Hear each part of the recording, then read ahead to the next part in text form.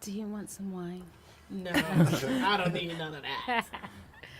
It's like, the time, the time to. And I need to talk about my flag. Power to the people. Come on.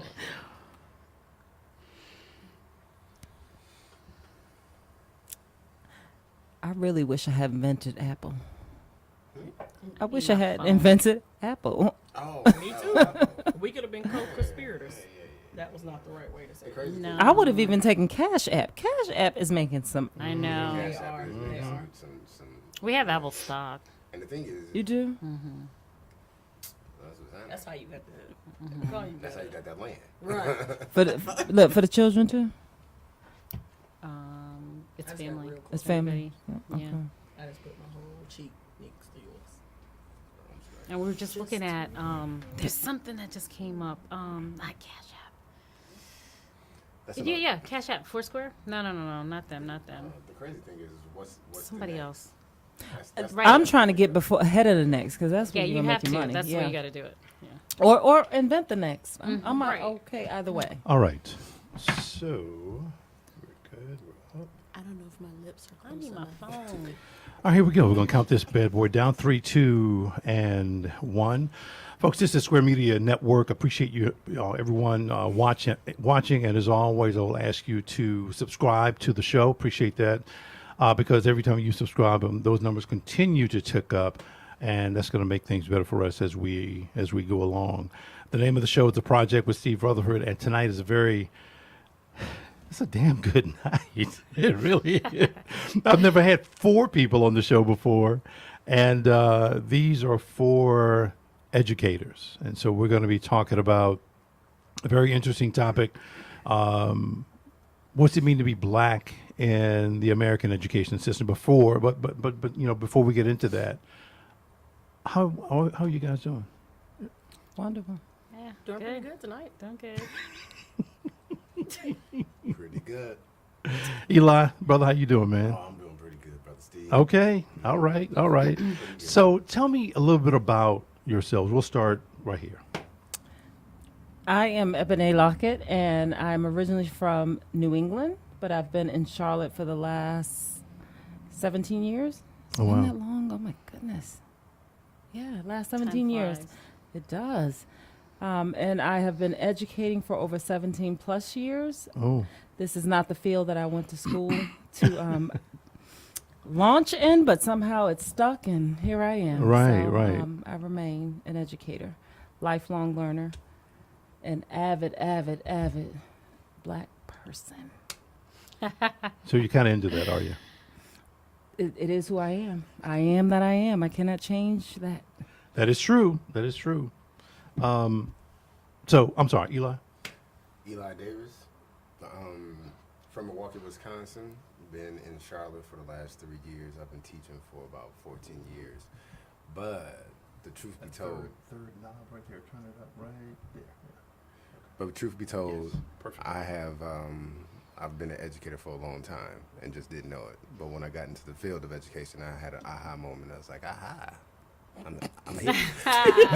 Right. Yeah. I am here. I had enough. Yeah. Okay. This is what I was looking for. So been black all my life.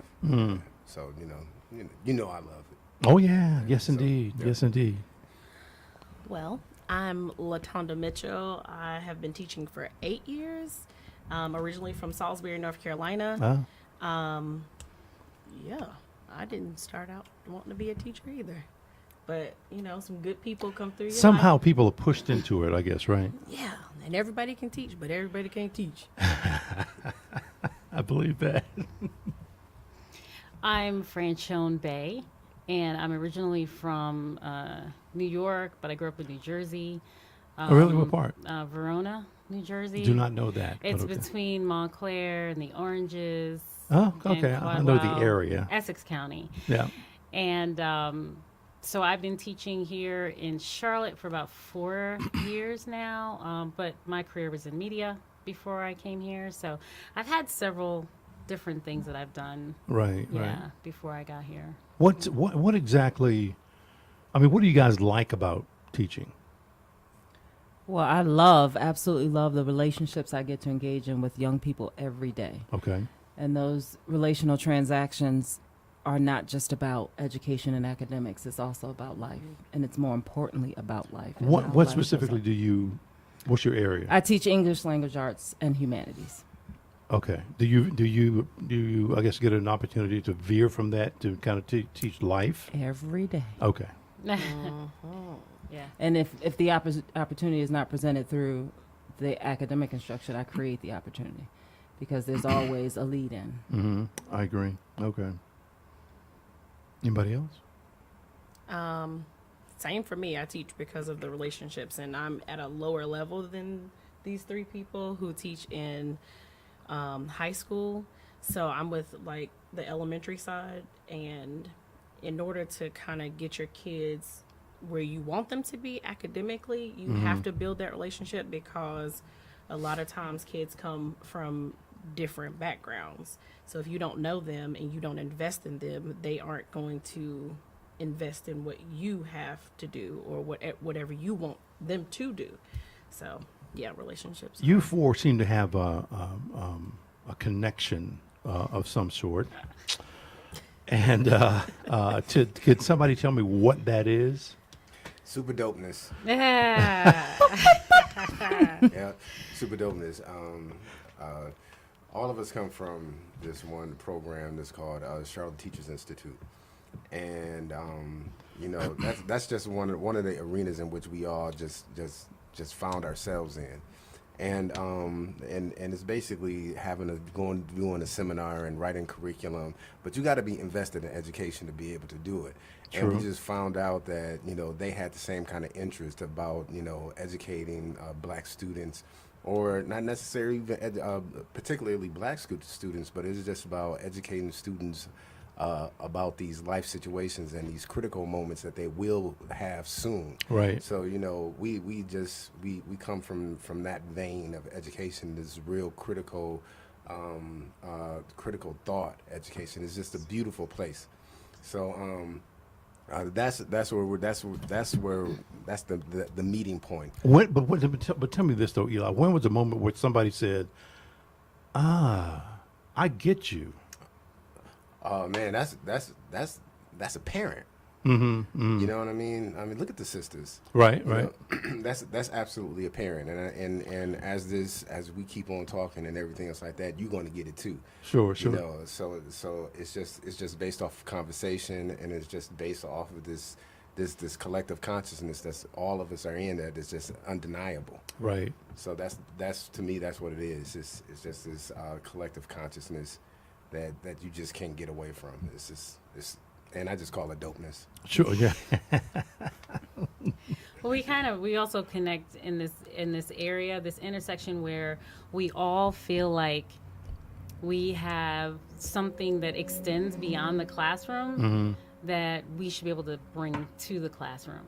And it seems to be very similar thoughts, like what we're thinking. So let me ask you this: where is, what I mean when I say this, but where is black education in the system? Well, that's We trying to find. Well, that's what I'm saying. That's We the can't question. find Is it. we it is not only are we trying to find it, is that we're trying to create it. It's black education.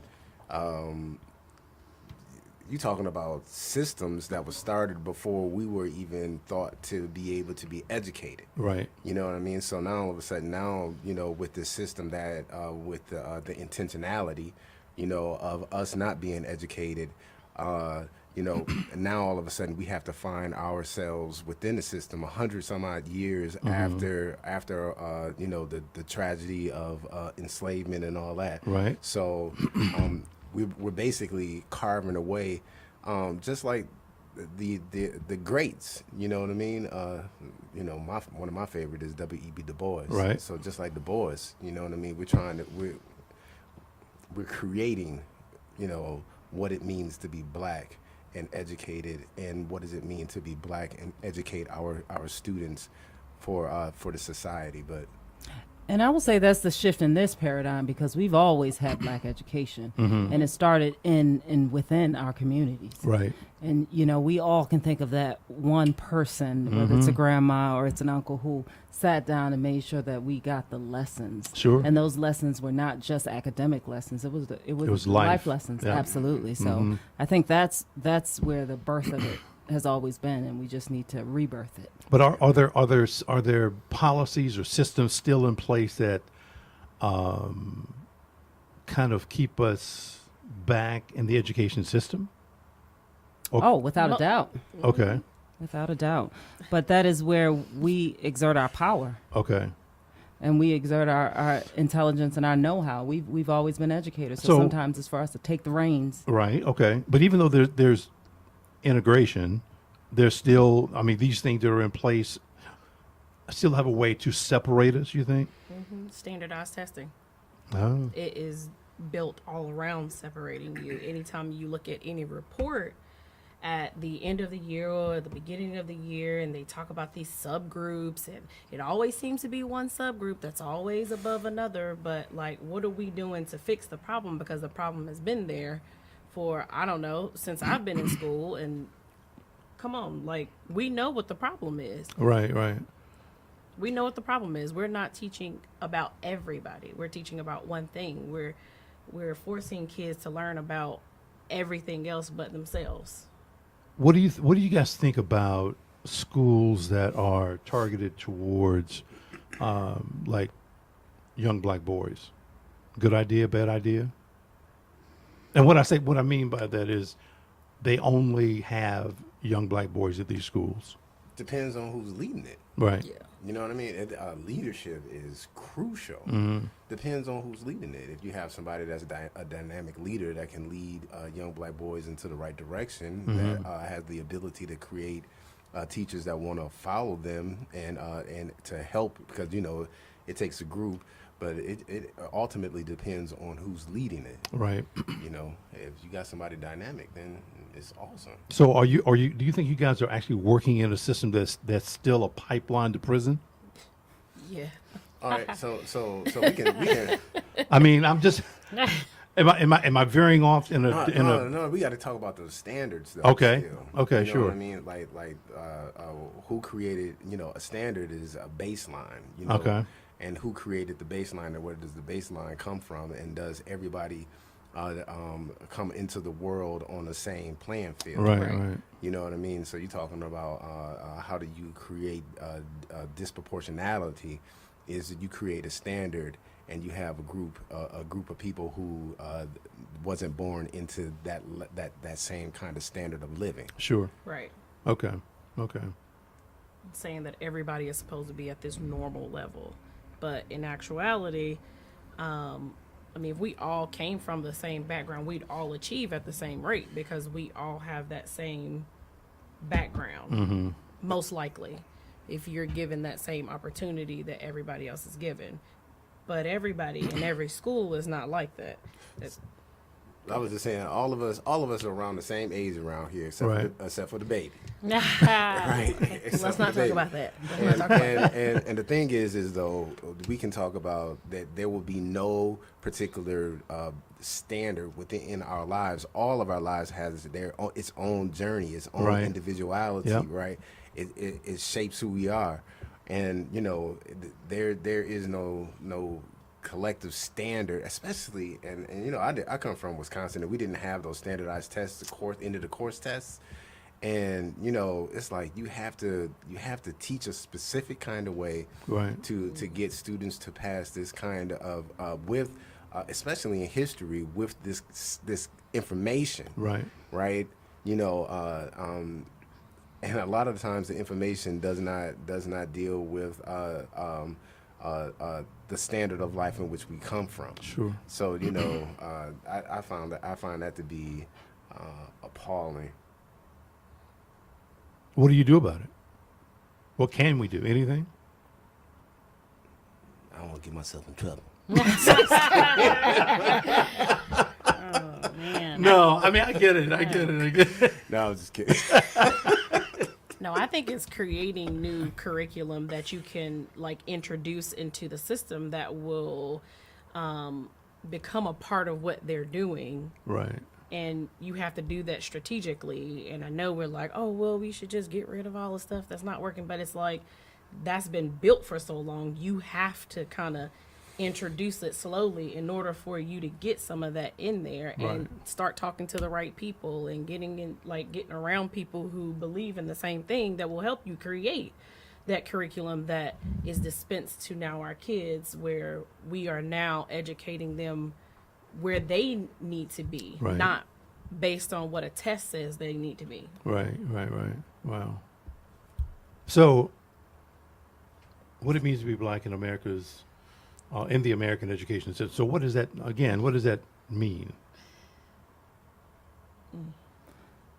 And there it is. I don't know. I think that's such no. a big question. I mean, I think it's more than just. Because this is a big show. Yeah, but it's more than just being teachers Right. in the classroom, Yeah. teaching what's in a book, right? You know, we want our students to be able to go out in the real world and thrive.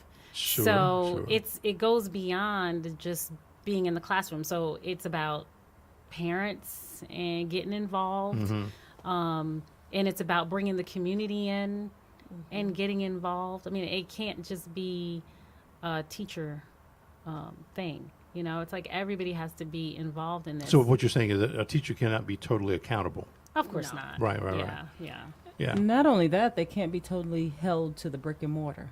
Right. You know, most people think about the classroom as this edifice Hey, that yeah. exists. Yeah. But we have to think about the classroom as every day in the community. Right. And when I think about education system, I have to go back to, like you said, the giants who we had education systems that were not only strong, but were thriving and were producing educated black folk that made this world what it is.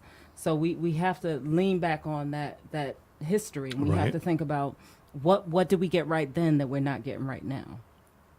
And I think a big part of that is that we embrace education in a way that we don't embrace education now. It's not cool to be intelligent, especially in the black community. Wow. Well, we're also learning a lot about, you know, what's in these textbooks that we have. So as these new knowledge, this new knowledge that we acquire has just started to rise up. We're looking at our textbooks differently, whether they're math, science, Right. social studies, or English. You know, we're looking at them differently. Like, you know, we're not represented in these books. They're not telling the real history. They're not telling. So we're, you know, there's like this challenge, you know, that we're faced with. Like, we don't want to teach this because we know the real story. Right. Where does that come from in terms of telling you what to teach? Is that up in DC? Up in Raleigh? Is that who determines what Where is are taught? these curriculums coming from? These curriculums are coming from like just Districts and- your district, because Yeah. your different districts can adopt different types of curriculum that they think are going to get you like the scores that they want you to be at, because it's all about the numbers. That's what they care about. They care about the numbers. It's not about the people. Like, and we got to step back and realize like these are people. These Right, are not right, like right. numbers. So like, okay, I'm going to disregard these kids because they're not performing where I need them to be. But like, these are people. Like, these are people. I get to. Absolutely. And although I know the times are changing, I think back to when I was in formative education. And Dick and Jane was my primer. I didn't look like Dick. I didn't look like Jane. Right. But I understood the story because those narratives were also being told in my household and with a different face. Sure, But I sure. could connect them. Yeah. And I could say, oh, what Dick and Jane have is what Mom and Dad has. And this Yeah. would, you know, so it's this idea that, you know, we have to look at it from a whole systemic point of view. Oh, for sure. Because Yeah. our families are disintegrated, so we wonder why education system is disintegrated. Our communities are disintegrated, and we wonder why education system is disintegrated. We have to go back to the grassroots. Can we get into the epigenetics of it? I'm kidding. no, I'm kidding. I'm kidding. I'm kidding. Now they know about it. Yeah. Yeah, we definitely know about it. No, Let's just break that down. All right. no. It is well known fact that education is like 70-something percent white women, right? In terms of teachers? As far as teachers. Okay. You know what I mean? So you ask yourself, where does the curriculum come from? Mm-hmm. Well, it comes from the standard. If the standard of teaching is 70-something% white women, who do you think that they want to appease the most? Right. Yeah, makes sense. Yeah, so this is where this information is coming from. And then you go into and then these particular women, like Betsy, what's her name? Betty Betsy DeVos. Betsy DeVos, and you know, who is the Secretary of Education. Right. Yeah. She, you know, you go in there and you know, you have this large swath of white women Right. over education.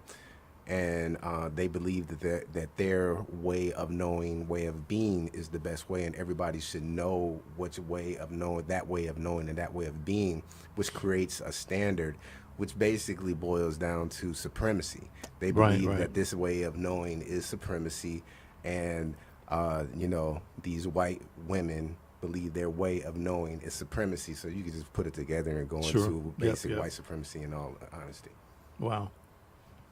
Yeah, wow. You guys have a lot before you that you have to deal with on a daily basis, I guess. I mean, that's, well, Every day.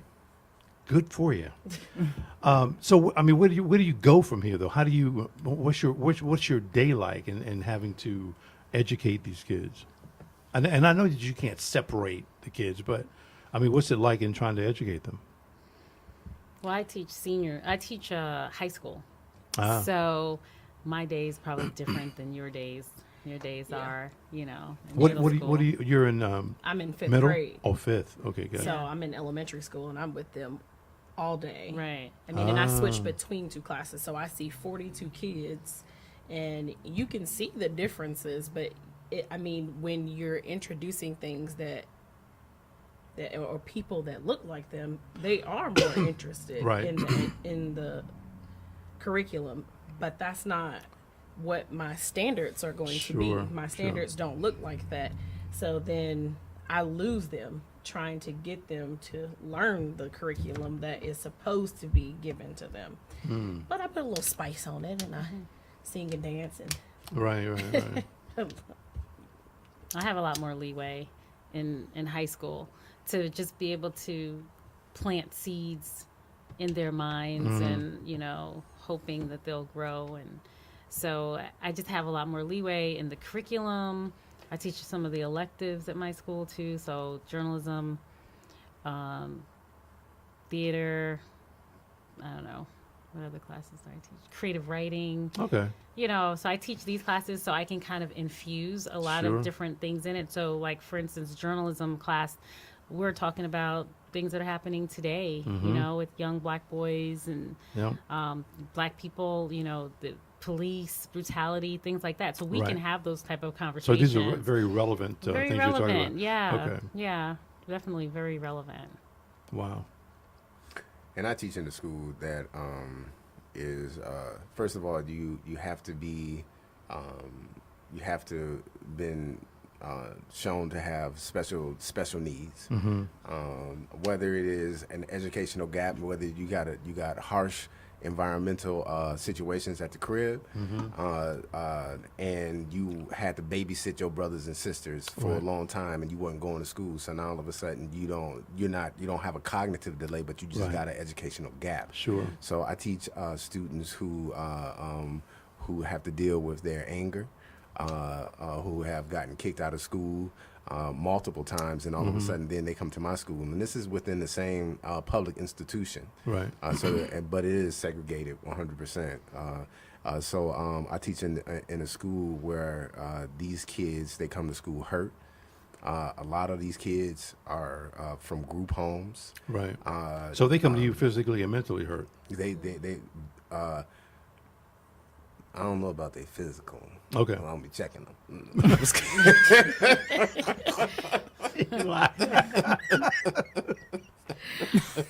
Okay. Okay. But All what I'm right. saying, but mentally. Right. I get what you're saying. yeah. You know what I mean? A lot of these kids come to school damaged, what word am I trying to fruition? on their own fruition. I'm saying Right. that word correctly. Yeah. Yeah. So they come to school damaged, and they had nothing to do about it. Right. You know what I mean? And you come to a system, a school that has a standard way of knowing, standard way of understanding. Right. But if you come from the gutter, right? If you come from if your mama is unable at the time to take care of you.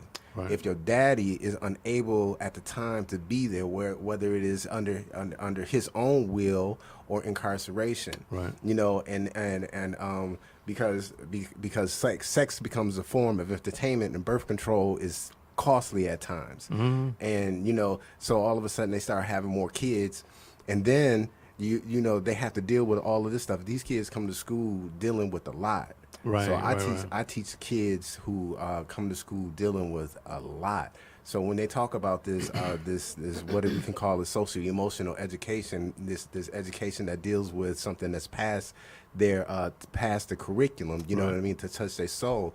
I deal with the kids that need to get healed, to have their soul touched a lot of the times, and what that looks like is we can go into a class and we can start talking about whatever topic we're talking about, Right.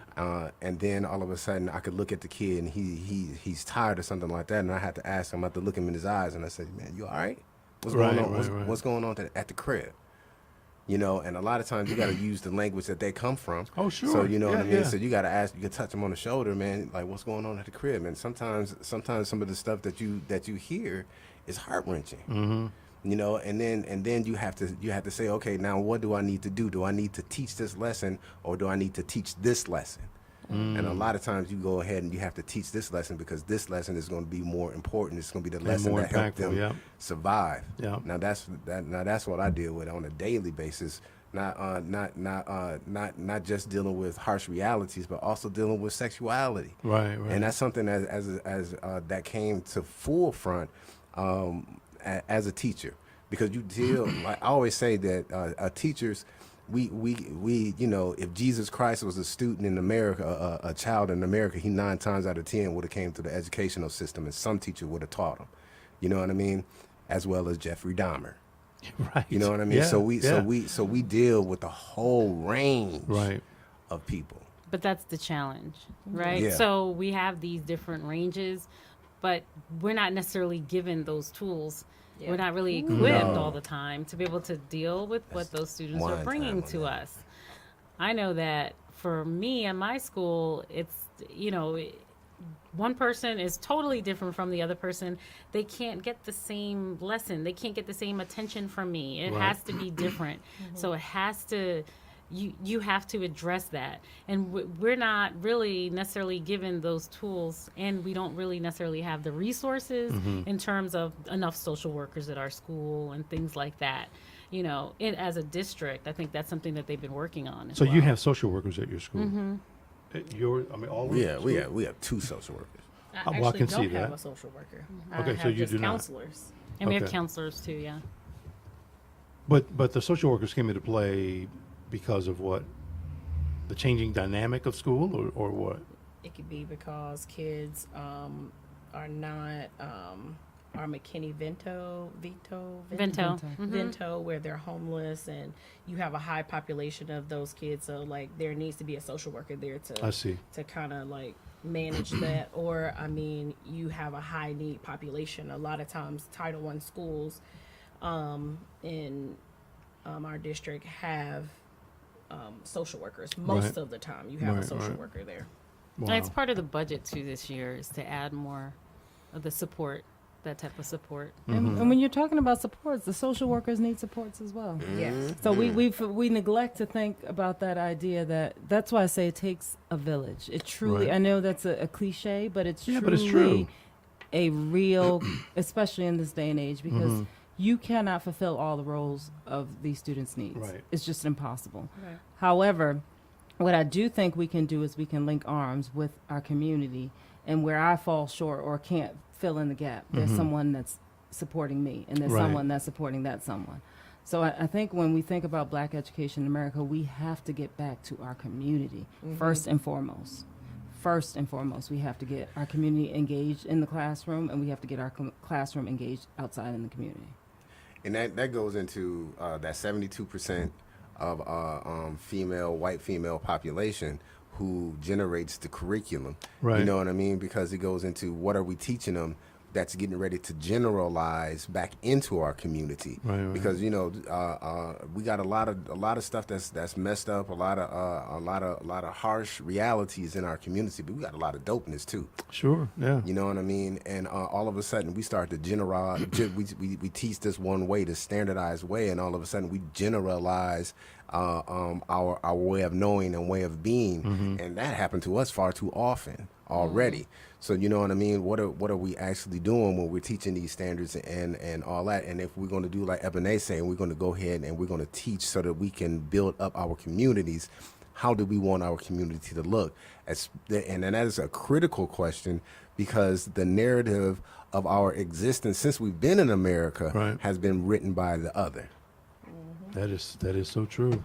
And then I'll just That is pose so this true. question: How do we survive and thrive, even though that history was written by the other? Because I when I think about Black Wall Street, and I think about Tulsa, and I think about right here in Charlotte, we, in spite of, we continue to thrive. So what's different?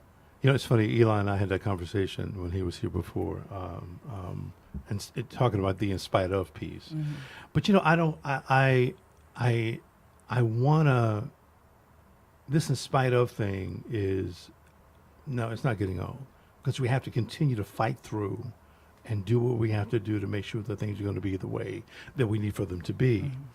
There's always this front that we're having to deal with, because that front is the status quo. That's the way that things have been. And we're constantly having to fight that front to make sure that that damn thing is just knocked down.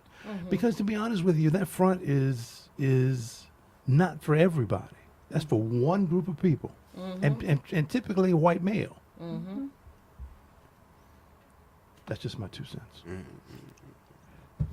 But and this has always been my ideology: if you can't go through that door, make another. Oh, sure, make another one. So my whole thing is, if we build ourselves as a community and we have financial buying power, we have stability, we have families, right, it's harder for them to disintegrate that than it is for the broken. So that's what I mean when I say build. We need to build within and then fight, because we can't fight if we're not together. One person can't fight the fight. Not at all. That goes into we need to build an identity, you know, and that goes the whole narrative writing. Well, but we need to build an identity. You know what I mean? I mean, if you don't, I was listening to something. You know, don't judge me, but Oprah is dope. We still like Oprah. We still like Oprah. We're good. We're good. It is what it is. You know what I'm saying? So I was listening to an audiobook, one of Oprah's latest audiobook. I forget, but they were talking about vision. You know, I posed this question to my students just today, as a matter of fact, and and one of the like very poignant things that she said was about vision. A lot of times people don't have the ability to see anything other than what they come from and what they know. That's right. You know what I'm saying? Right. So all of a sudden, you know, when I talk about education, I like to go all the way back. Yeah. And then it goes into what do a lot of our students know, especially the students that I deal with. You know what I mean? What do they know, and what do they see? What is their standardized way of knowing? Right. You know what I mean? So what is their vision? And to me, as an educator, what we have to do is we have to educate to be able to have these students create an identity. They need to be able to create an identity, because if they don't have an identity and you send them into the community, you send them nothing. Well, I think they have an identity. Unfortunately, it's warped.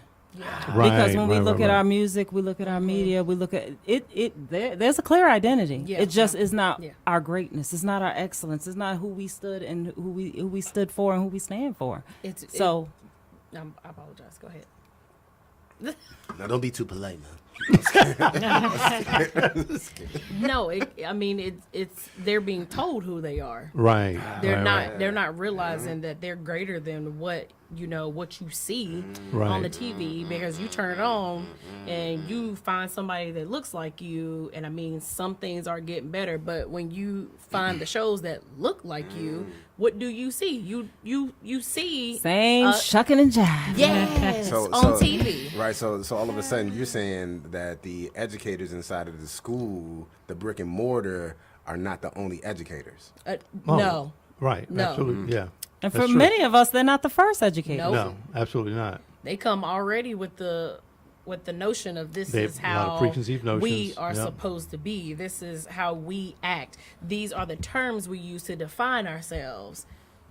Right. That is true. Right, right. So the thing is what's very difficult as a black male educator trying to tap your other black males and other sisters and stuff on the shoulder and say, Right. hey, basically wake up, is, I mean, They brainwash. it is some fly stuff out there. Sure. Now, I ain't gonna lie, But have we created a counter for that? Ooh, Because we just okay, as fly. okay. Oh, I mean, I always okay, tell them every day. I okay. know I'm well. I'm looking good, and I'm clothed. I don't have to be naked to look good. Right. Right. So Right. we have to create that counter But the thing is what's popping and what's selling.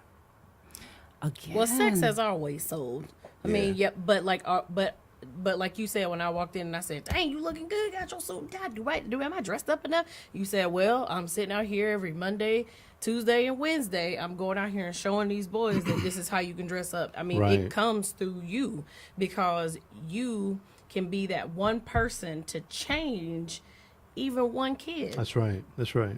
I mean, you're changing somebody because you don't understand that one person you're changing, you're actually changing more people, because there's a ripple effect. Absolutely. That they go back and say things to their parents, and they go and say it to their friends. Dang, you ever been to Mr. Davis' class? You ever been in Miss Locker class? Mm-hmm. You ever been in Miss Bay class? You see how fun it was in there the other day? Come on. We can change it in some ways, because I do agree. Like, I don't gotta take my clothes off to look good. I tell my No. kids every day I wake up, I say, "Girl, you are too fine in that mirror right there."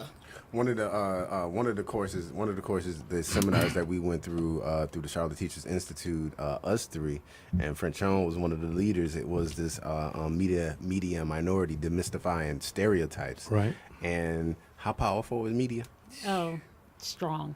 Man has a stranglehold on us. Our everything that we think, and it's just motivated by what we've seen, and it just stays in our psyche. What was the And question half again? of it is What did you fake say? news. Right. How powerful is media? Oh, it's You know what I mean? ridiculous, Yeah, because look at the platform that we currently on right now, trying to Right. get our voices out using Right. the same form of media and entertainment Exactly. that that's used to basically pervert and pollute these children's minds. So true.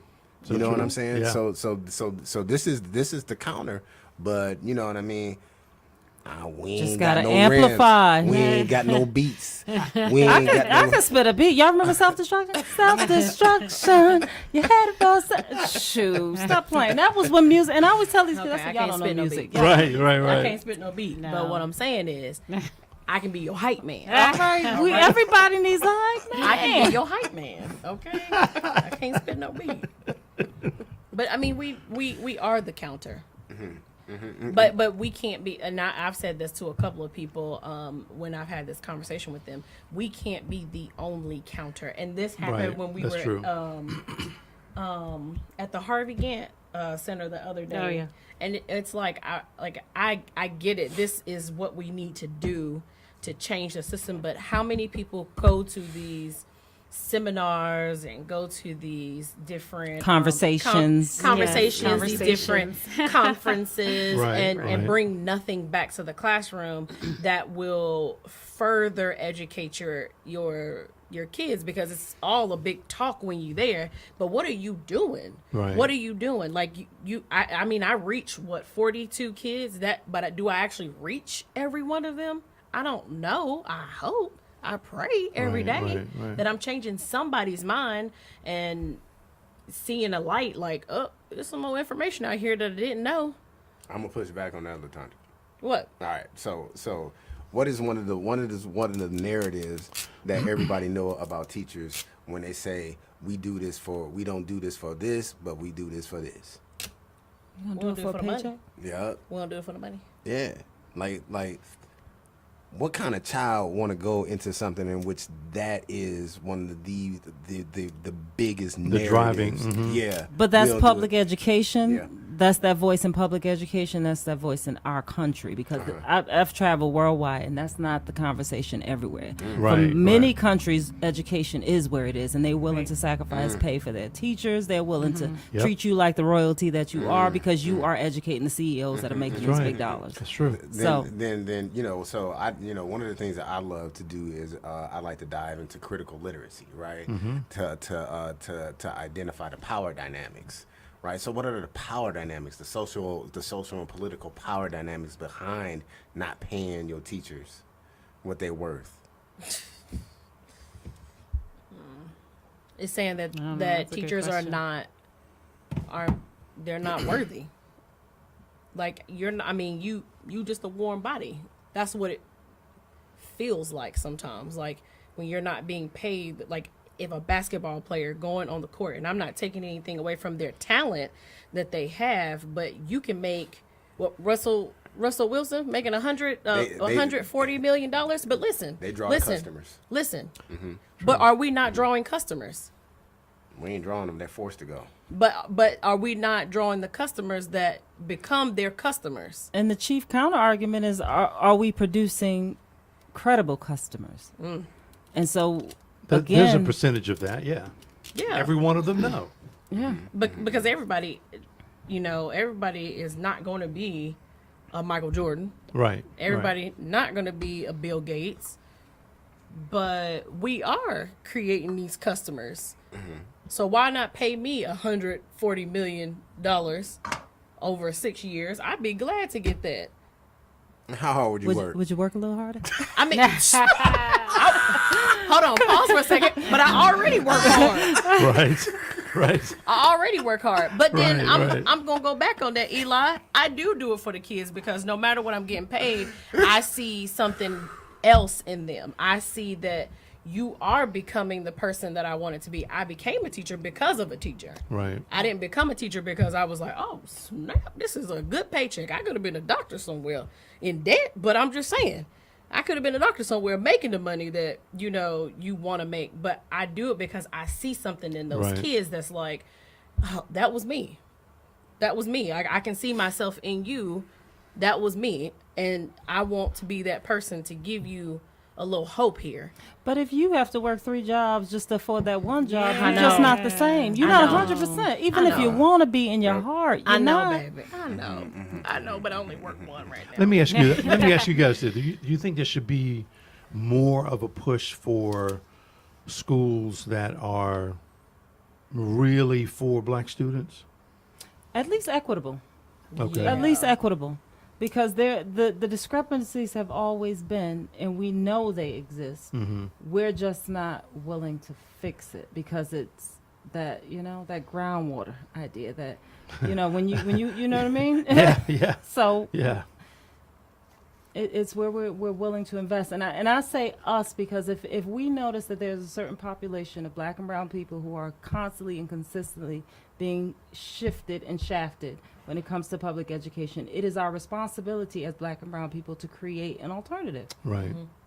Yeah, and when you talk about that groundwater, you're talking about systems that have been in place to keep black and brown people down Right, since the inception of the educational institution. What is his name? Dude by the name of Horace Mann, right? So he came in there. He developed this public educational institution, but that institution wasn't developed it was basically developed for a small minority group of people, being white male and financially elite. So look at the counter of that. I know many homeschool students who are there's particularly a case of a 14-year-old and a 16-year-old black boy, and both of those kids are in college full rides, and they were both homeschool students. Yeah, that's what I go for. What is that dude name? Yeah, what is that dude name? Malcolm Gladwell. Malcolm Gladwell. Yeah. Outliers. Yeah, Yeah. outliers, right? Malcolm Gladwell. I know what. Yeah. Wait a minute. I know So- outliers. What is Tipping that? point. He Yeah. also did tipping. Yep. So Okay.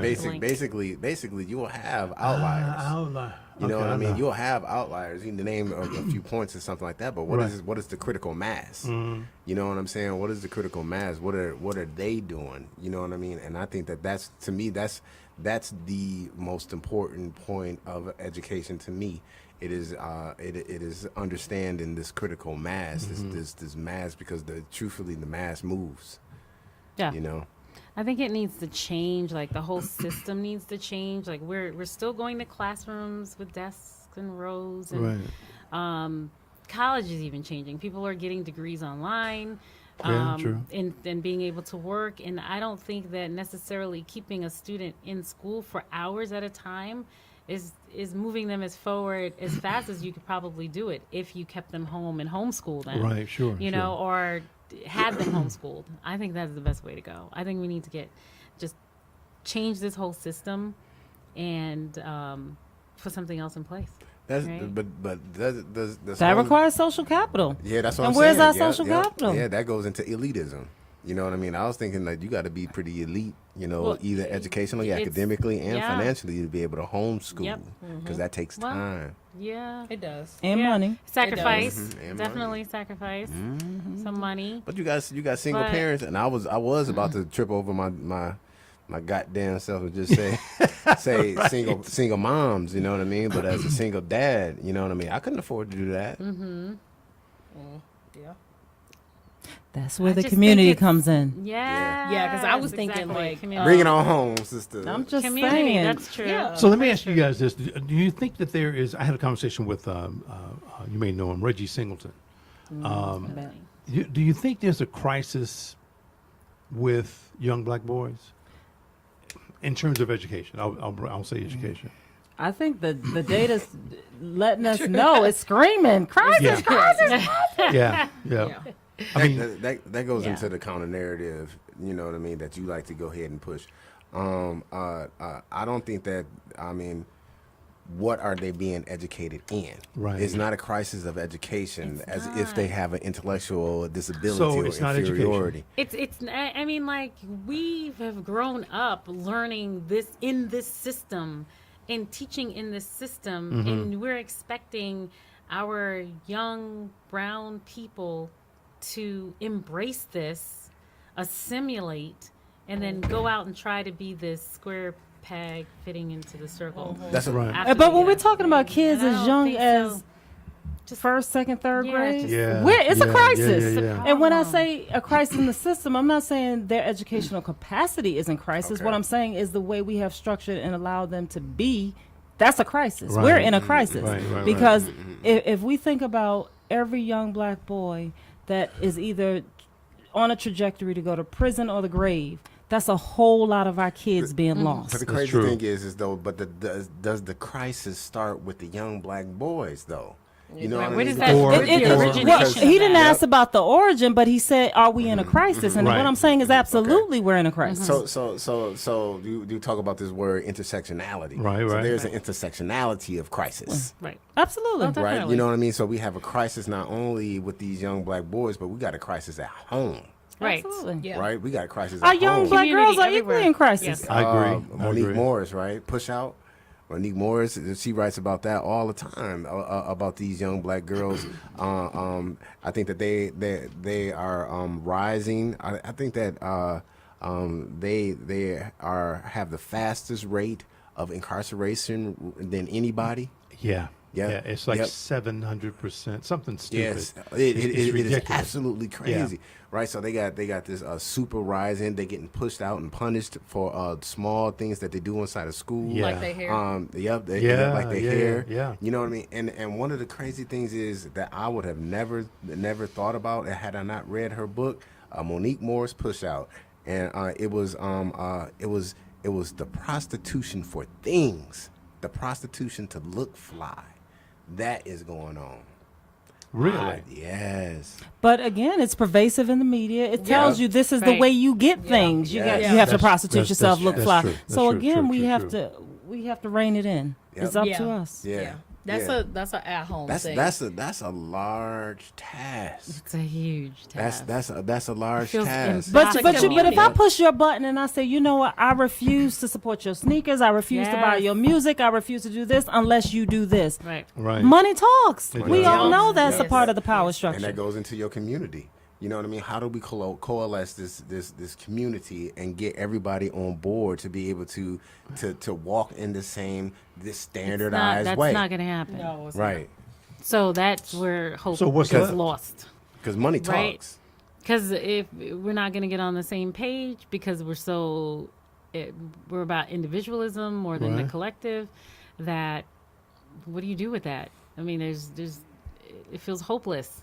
But I think there are Yeah, enough of yeah. us that are like-minded. We just haven't tapped into our power together. And our I think that's collective growing. power. I think it's growing too. Yeah. I don't think Yeah. it's growing. I know. It's growing. Really? It's No. growing. I think it's It's growing. the same. It's been the same. No. No, it's not. growing. It's No. not. No. Come on, man. When you got There are a Beyonce, lot of people waking up. There are a lot of Yeah, people when- waking I up. agree. but, I agree with that. it's taken. It's like this slumber. It's like this. it's not you growing who's fast enough gone for by the you. time anything. You know what I'm saying? happens. You I don't you feel came like out you came out the womb it's conscious. happened. I'm conscious. God damn. Oh, you so silly. You so silly. I didn't even come out. I wasn't even woke when I came out. Right. Where my people I at? wasn't awake. Where her from? I wasn't awake yet. Took me some time to wake up. Put the shells on me now, Right. Wakanda. Whatever. Whatever. Made up the term. This is where we're going, right, Eli? This is what we're doing. You want to do this, That was good. right? I really do. I don't think that. I think there are pockets of people who are conscious that are trying to do things, but it's patches, and it's not. It's not a collective. I don't believe that. I don't think it's ever going to be that as long as the media is as powerful as it is. And the desire, I have students right now who are like, I don't care about finishing school. I'm going to be a rapper. I want to be a Yeah. YouTube. That's it. I want to be a Yeah. Or Yeah, a stripper, YouTube. because that's Or now a a new, stripper. Yeah, I have a So student true. who So right So now- and I'm true. like, I have Once a you student strip, who you get a plotted phone. out A social media her role to influencer? being a stripper Yeah. in Atlanta. She plotted it all out. I'm going to this club. I'm going to do this. I'm won going to King make of this, Diamonds? and she's gonna. I don't know what the name She was is. one of the King of Diamonds. So I mean, like I'm going to be a rapper. I'm going to be a YouTube star. Like Right, right. it's this immediate gratification of whatever, and it's the media. It's like Yeah. it's just pulling so much, and I don't think that we're strong enough. No, I think we believe are. I To believe we're strong infiltrate. enough. But I do, and I got a funny Stop. story, real quick. I had a kid. He was a gay male, young brother. Right. And what he said is that he wanted to get into a fight with Cardi B. I was like, brother, you want to get into a fight with Cardi B? He was like, yeah, I just want to get into a fight with because Insta-famous. Yep. Insta-famous. Insta-famous. That's what Really? they tell That me. was They it? want to be That's Insta-famous. That's it. Instagram famous. I was That's like, a I was like, thing. so I was like, you know, Like, you're gonna but go what to jail, happened to right? everybody? Hide your kids, But hide that's your a wife. They don't goal. understand. That's a momentary. That's Yeah. a goal. It's Yeah. a goal. But Even a who gamer allowed that to would- become a Wow. goal? Because I'm just thinking about my own upbringing. That was not, Right. when we listened to music, it was, Public Enemy. It was and even if, Yeah. I'm not saying there weren't Okay, any right. raunchy songs. Right, but right. They There. I came wasn't there. at a time where our parents was like, okay, you shut the radio off Right, and that's yeah, done. There's no community, and of course we understand that their parents are missing, Right. but somebody's got to step in that role. Somebody has got to step in. But I do want to. But then you have to realize, back in y'all time. Oh, wow. Well, I had to say it because I mean, Your you know, like time. I, She like had I to feel. come It's, Oh, it's a the different ancients. period. Right, I feel like I'm. Do you know who stuck- Talib the Kweli? ancients. Yes, I do. Okay, so that's your time. That's No, still the same listen. I feel like I'm stuck consciousness. between two different generations. And you I, could be. Like I grew up with. At first, we didn't have cell phones, but cell phones were around. Cell phones are the new thing. Like you access everything. You are carrying around a computer with you. Right, It's right. not the same anymore. Where you are. Your parents are like, turn that TV off. It's 7:00. You need to go to sleep. No, I got my phone with me. And we still- Now and we I still can get on teaching the roles and YouTube. I depths. can get on anything. I Yeah. can But do again, anything. that community says we have a docking station. At 8 Right. p.m., you dock your phone, you dock your That's you. electronics. And that's why I said that community, because Yeah. not every Right, family's going right. to have that, but True. somebody's got to be the watchdog. That's powerful. Yeah. I mean, Yeah. you know what I'm That saying? is. Now all of a sudden we got to give like who are the people that be able to create that kind to coalesce that kind of power, that kind of command. You know what I mean? To get people to follow, to be able to dock their phones. You know what I mean? The Malcolm X's, the Right. Martin Luther Kings. You know what I They mean? far and few in between. They are far. And the thing is everybody's Yeah, seen those are- everybody's seen that's- 13th. Yeah. Everybody's seen 13th, and you know what they have done. I mean, everybody that was powerful, that had that kind of tenacity, that ability to lead at that high level, they took them out. Yeah. But that's because we broadcast everything. Yeah. Some things you don't need to tell. Yeah. You do that covertly. You have your, Yeah. you shape shift when you need to, and just you have to be covert. That I mean, infiltration. Harriet Tubman said, "Look, you know that shotgun was for you either going through or you going out, one or the other. And sometimes you have to have you're gonna have some Yeah. sacrificial lambs. Yeah. So we're gonna sacrifice a few. I'm Yeah. sorry. Yeah, well, you know, it's a hard reality in which you have to think that way. But that's our reality. Exactly. It sure is. It is our reality. You can leave. It's how we live. You can leave. Return. You can return. But We can back to leave. what you were really back to what you don't believe. I do think that there's some things that are changing. I don't know if it's a blip on the radar or what, but I feel women or black women are becoming a heck of a lot more powerful, a heck of a lot more engaged. I'm telling you, I feel this, and I think that we are becoming a lot more. As a people, really becoming a lot more engaged ourselves. What about the black man though? That's what I'm saying. When I said women, then I said us all together we are. No, I mean, because you mean because- separately? No, because that was you talking about these systems. You know what I Right. mean? You know, it was to emasculate and to de-emphasize the black male. That is true. Was a serious form of control. Sure. It's still. It's Yeah, it right, still right. is. Yeah. That's what I'm saying. Yeah. So you know what I mean. You know, in our reality, there is a majority of matriarchal control. Yeah. You know what I mean? And the patriarchal control is a lot lower, simply because of the high incarceration rate and Right. a couple of other things. Not saying that people aren't, because I don't want to get myself in trouble. I feel evident. Because I was about to go to some historical context. Like when you talk about Ethiopia, the reason they weren't conquered, Empress Taitu, Yeah. she was leading that war. Yeah, They yeah, didn't say that, but she Right. told her husband, "These are the strategies you need to make," and he was okay with that. We can acquiesce, we can collaborate, we can work together. No, I mean, and to be okay with that is totally fine. You know, I come from a matriarchal family as well. You know what I Right. mean? Shucks, I grew up with 5 aunties and 3 uncles Right. who was out doing their thing. You know what I mean? So you know, Yeah. I understand the power of the female. You know what I mean? But at the same time, you know, systematically and historically, the black male has been emasculated and de-emphasized throughout our history in America. Yeah. I would agree, and I think that's why it's important to have institutions that just focus on rebuilding and building that in young black men. Yes, Yeah. indeed. Yeah, and that goes into how is it so easy for them how is it so easy for other systems to infiltrate our young black males' identity?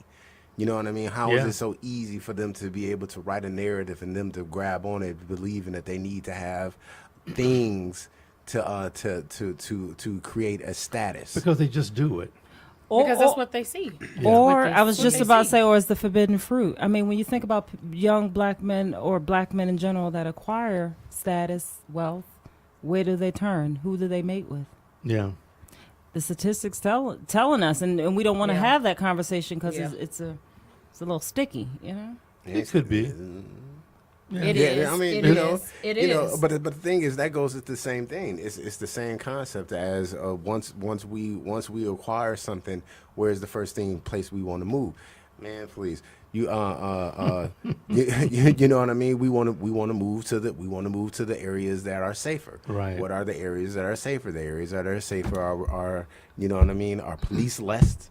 Right. Right. Right. You know what I mean? wanna do that. Right. You could drive around. Police well, Lex and well- narcotic heavy. Yep. police Well- less, and drinking heavy. Well, there's some other Right. challenges with moving into those white spaces, Yeah. right, as a black person, Yeah. because it's the acceptance of those people who are in those spaces Right. already, who own those spaces, who have not necessarily invited you in. You kind of invited yourself Yeah. to that table, and so And that table is about that- to be undressed, packed right, up, and moved and on. it's gonna move, Yeah, right, or you're going to feel that you're gonna feel it. You're gonna you feel know? you're gonna feel your blackness. Exactly. Oh, yeah. Oh, yeah. Exactly. Yeah. You're going to be reminded. So You're no gonna matter how remind you, much feel you your try blackness. to assimilate into that little spot, that space, you are going to feel it, right? And then go home to that same community that has to embrace you and accept you and forgive you Right. because you have abandoned them. Right. Yeah, but when you acquire a certain, financial status, money, and you're driving a certain type of car, can you even be in that other space? I don't think. I In think the we same- can not help in to the same shape that way. other space to exist and not the same way Right. that it exists. Yeah. And Right. then no one has that. Oh, you can have what you have because you're helping me to get it too. Right. Instead of you're If just you're flossing, helping. you're just Yes. flossing and you parking it in the garage and you want me to shine it for $2 an hour. You know what I mean? Right, It's yeah. that we have to come to a collective consciousness and a collective sense of financial wealth. Yeah. That has to be. But Which I I do believe think That's that's the challenge. No, I it's don't the believe challenge. that See- is going to happen. We're so much about what we own, what we have as individuals, that we're not reaching back like we probably should.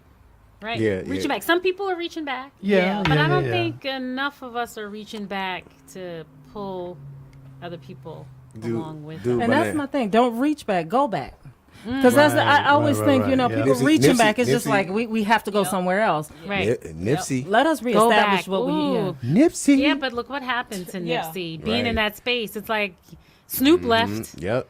He had yeah, to leave. that's what I'm saying. You know? You know what I mean? So They all so leave. so when we go Jay-Z back, doesn't live in and Brooklyn. I was listening to somebody who was talking about Nipsey Hussle and what he really it was a very thoughtful point in which he said that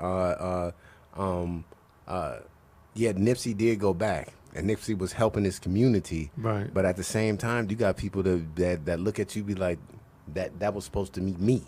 Why I ain't get that? Why you all you Right. know It's a lot of that. Right, jealousy? So Yeah, it's a lot of yeah, that. that's the big Yeah, challenge. But you have that wherever you go Exactly. Yeah, that's true. At many levels. at many levels. Yeah. That's true.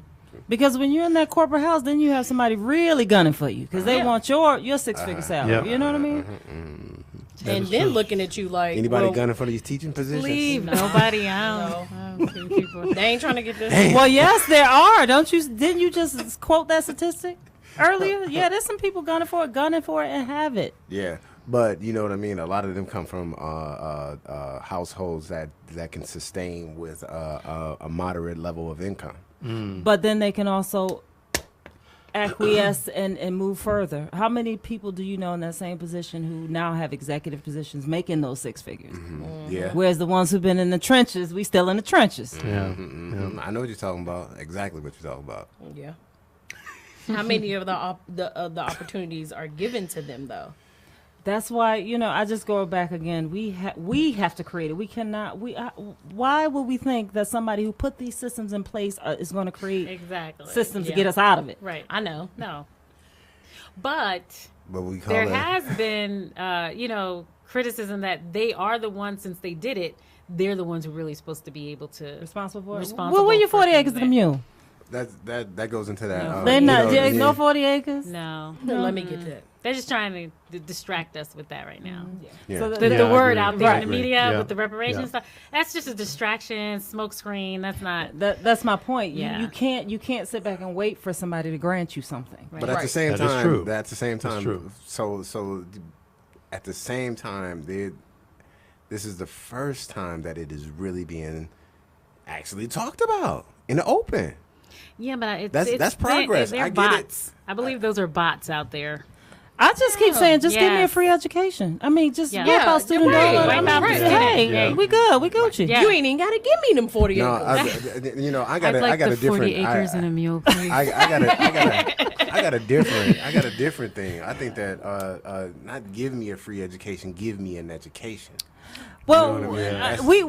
we have to make our, and that's what I just keep Yeah, saying. that's what They're I'm not saying. going to give Yep, it to you. yep, But yep, what I'm yep, saying, yep. if you're talking about giving me, if you're saying let's do some kind of reparations, you know, those $150,000 student loans you took to get the PhD, just wipe that clear. No. That's what I'm saying though. But See, if you give me the land, I can put a subdivision up on it. I agree, Yeah. but I agree, but they're not Yeah. giving you that. Stop. Yeah. That's a pipe dream. That's a pipe dream. That's a pipe dream. But Hang what on. I'm saying is, There's give, no- I'm saying there's is no give me an land. education, allow us to educate our students so that they can be successful in this global economy. We Right. have You know to what I make mean? an education. That's what I'm saying. You have That's to what I'm create saying. it. So if there is an idea of what reparations should be, to me, it should not be pay off our debt and all that. I think that it should be having the ability to pump money into the areas in which, and like your school, you know what I mean? Give it a robust art program. Right. Give it a robust financial and economic program. Right.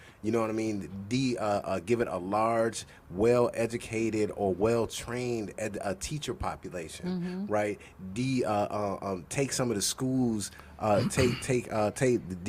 decrease the class sizes so that we can actually teach Yeah, these kids. definitely. You know what I mean? So if there is some kind of reparation, I think that it should be give me an education. You know what I mean? Right. Oh, yeah, I get that. versus And to that, pay for my and I mean, education. I get it from. I guess give is the word I'm struggling with. Yeah, You know. because Yeah, I mean, yeah. I do, Okay, I okay, do okay, get, okay. I do get what you're saying. Like giving those opportunities for us to do something else, but who's gonna have to create that? If all I ever see is from this perspective, I can't create a different path because this is the only path I know. So Right. it's Yeah. for us Right. who Vision. know and who have the vision Yeah. of something Yeah. different to create something different. And then that relieves some, like, I feel you, my student loans, take that off. Because, I mean, that relieves some of the stress off of you I mean, now I ain't got to pay these people this large amount of money Right. every month that you really not paying it. You're going to be in debt for the rest of your life because you're only paying interest. That relieves some of that stress. I get it. We still not being paid. The thing is though, if you give me a education, or if I'm able to have a true education, then we will create opportunity to eliminate that debt because we'll be able to figure that shit out. I swear to Right. God. Well, and that's what I'm saying. I'm saying the us Right. that are already in that position because Right. we're talking about where we stand right now, our reality Yep. as in this present moment. Okay. And then we, of course, it is our duty. It is our responsibility to do that for this generation coming up. So that's going to happen regardless. Yeah. But because we're so stressed and pressed here and now, we can't give it 100% over here because Right. guess what? I have to make sure Duke Energy get paid because they don't care about all this other conversation. Right. No. They want their money or Yeah. your lights going off. Yeah. Yeah. Most definitely. That's what I'm But- talking about. and So I we were mean, talking about those the kind of the systems. mysticism of Yeah. reparations. But aren't we already doing part of what you're saying? Aren't we already creating some of that? Say what I'm saying. You tell me. No, I was kidding. Look, you don't forget. That's that old man getting up on you, okay? But aren't we already in, like, people like us who come here and we talk about stuff like that, aren't we already in the positions where we're trying to create that curriculum to give those kids this information, to give them that robust art Right, program, to give them that robust music program, to give them the things that have been cut out that kind of broadens your horizons, to give you the opportunity to show you that you have a voice beyond just these standardized tests that I give you all the time that doesn't do anything for me. I think we should tap out.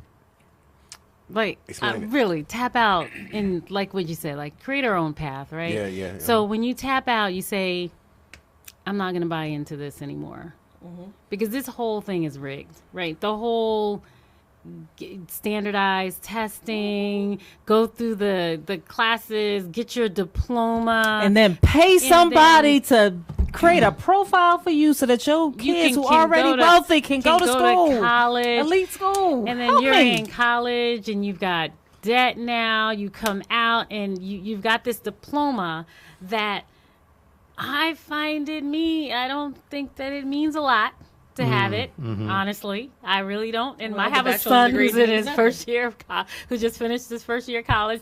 And I'm not going to discourage him to say, no, don't do this. But I feel like if my children said, I'm not going to go to college, and we said, okay, well, let's chart out a path. What do you want to do? you want to be a musician? Oh, well, let's start these lessons now. Let's start doing this.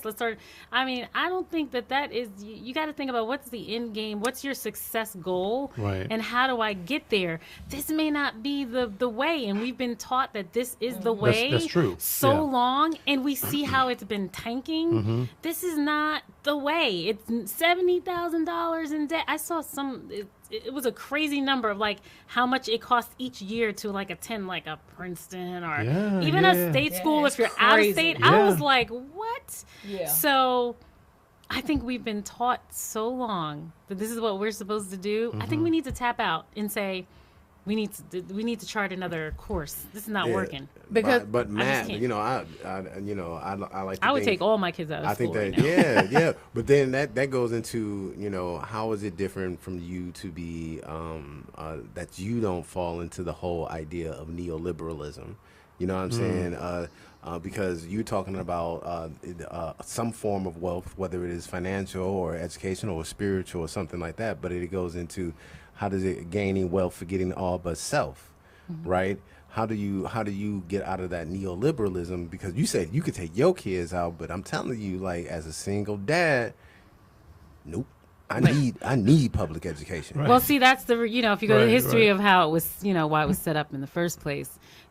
Parents were going out, Industrial Revolution, parents were going out to work, needed some place for the kids to go during that time. But if we have a So- community and somebody's willing to stay Yes. home and we're going to pay their salary, I'll stay home. you don't I have to was worry. just- I'll 'Cause stay come home, on, bring your Penny. baby home. Come on, baby. that was Bring my 'em all, whole I'll thing. take care of 'em. That was my whole thing. Like, if somebody stays at home, and yeah, y'all going to work and these single parents, but I'm actually teaching your kids. I'm not just pushing stuff in There front are of people them. doing this. I am. There are teaching people your that are and, doing and I will that. tell In you, as a Mount Vernon, New homeschool York, I've parent, seen I've that. been a homeschool parent for years. They make it very hard in this state to do that. To They have homeschool? laws where you can only homeschool up to 2 kids that are not your own. Can you believe that? I had to register a daycare. I had to send in You had my to write a documents. name for I the had daycare. To, You I had had to send a Transformers name. Academy. I had to name the Yep. school and everything. Name And it. the thing is, Yep. though, what kind of schools did you attend? And like what's up with your brain? You know what I mean? You don't have this average brain. You know what I'm saying? So can everybody do that? And That's that's the what I'm point. saying. That's the point. I would be willing to say I will stand up and be the teacher. I can't be Yes. a math teacher now. Somebody we're gonna need some Somebody, support. on yeah, that we side. need some math. But I will stand up and I'll pair with somebody and we will be the educators. But you have to make sure my family can eat because this is how I Right. make. This is how I Right. feed my family. Right. Right. So the community supports me and my family eating, and I make sure every one of your kids are taught and taught well, educated without exclusion. Yep. There's not many people willing to do that. There's in Mount Vernon, New York, where my husband's from. There's a whole homeschooling family. They have a whole bunch of kids in there, and they do have parents who go out to work, but they're these ones who have decided to stay back, and they are getting taken care of. So they have like a really community. Yeah, it's a true community vibe. doing it. Yeah, Okay. yeah, and they're working. Yeah, you get could their do that kids up out. north. I remember. Yeah. I'm like, when I got here, I said, I mean, these are my children. What are you telling me? I have Right. to go. I have to get permission from you to educate my children in my home. It's crazy. Yeah, That's crazy. Yeah. It's insane. register the school. I give it a mean, to the name. point where Yeah. I'm an educator, and they're saying, "Well, we're gonna call social services." I'm keeping my kids home. You will not be. No, no, you won't do you this. don't have any part. Yeah. Wow. That's dope. Yeah. That's dope. That's insane. But that's It's you know, insane. But and- but here's the hold on, dichotomy. and you teach. I get paid. I was just about to say I get paid little to nothing to go teach other people's children and have to still come home at night and be an educator to my own child. Can't pe- I mean, I'm telling you, And somebody's getting her per pupil expenditure. I want to know where it is that's- because I'm not getting it. That's elite. That's an elite ability. It's Well, called the education sacrifice. was set up that Yeah. way from the Yeah. beginning, right? It was an elite system. But then college, where everything is set up. But you think about it. I mean, you as a single dad, did you not go home and have to teach your kids something that they were taught in school? So aren't you doing almost the same thing? Doing the same, yeah. You know, a lot of times I was like, "Hey, man, you straight?" Well, let me go over to French home. French home, when you go home, Oh, do you not yeah. go back and basically teach? I'm an educator 24/7. Right. So, like, Yeah, we yeah. we do the homeschooling, but you really do the homeschooling. You know, so I mean, as well as your educated people who really invest that time, and that goes back to that community. Like, the parents have to be Oh, silly. on it, because it does a lot of stuff. I talk about that with my husband all the time. It starts, like, a lot of this stuff has to start at home, like, to bring some of that here. But I do understand that some kids are school dependent. I do understand that. So, like, Yeah. I mean, Because when your home is your car, I mean, that gets Yes. a little challenging. yes, Yeah. Yes. School dependent, Yes. school dependent on so many levels Yeah. for social mobility, Right. Yeah. to eat, Yes. you know, to have a safe space, yes, Yeah.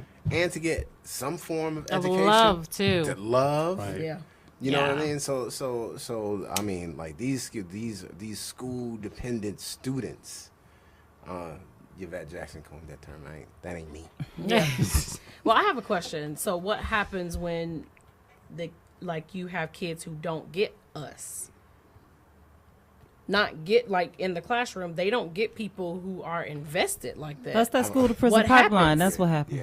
Yeah. Yeah. Yeah. Because you have to survive. You've got to make a way, and sometimes that way is not always Yeah. the best way, but it's your option. So some children don't see option C. A and B is all they have.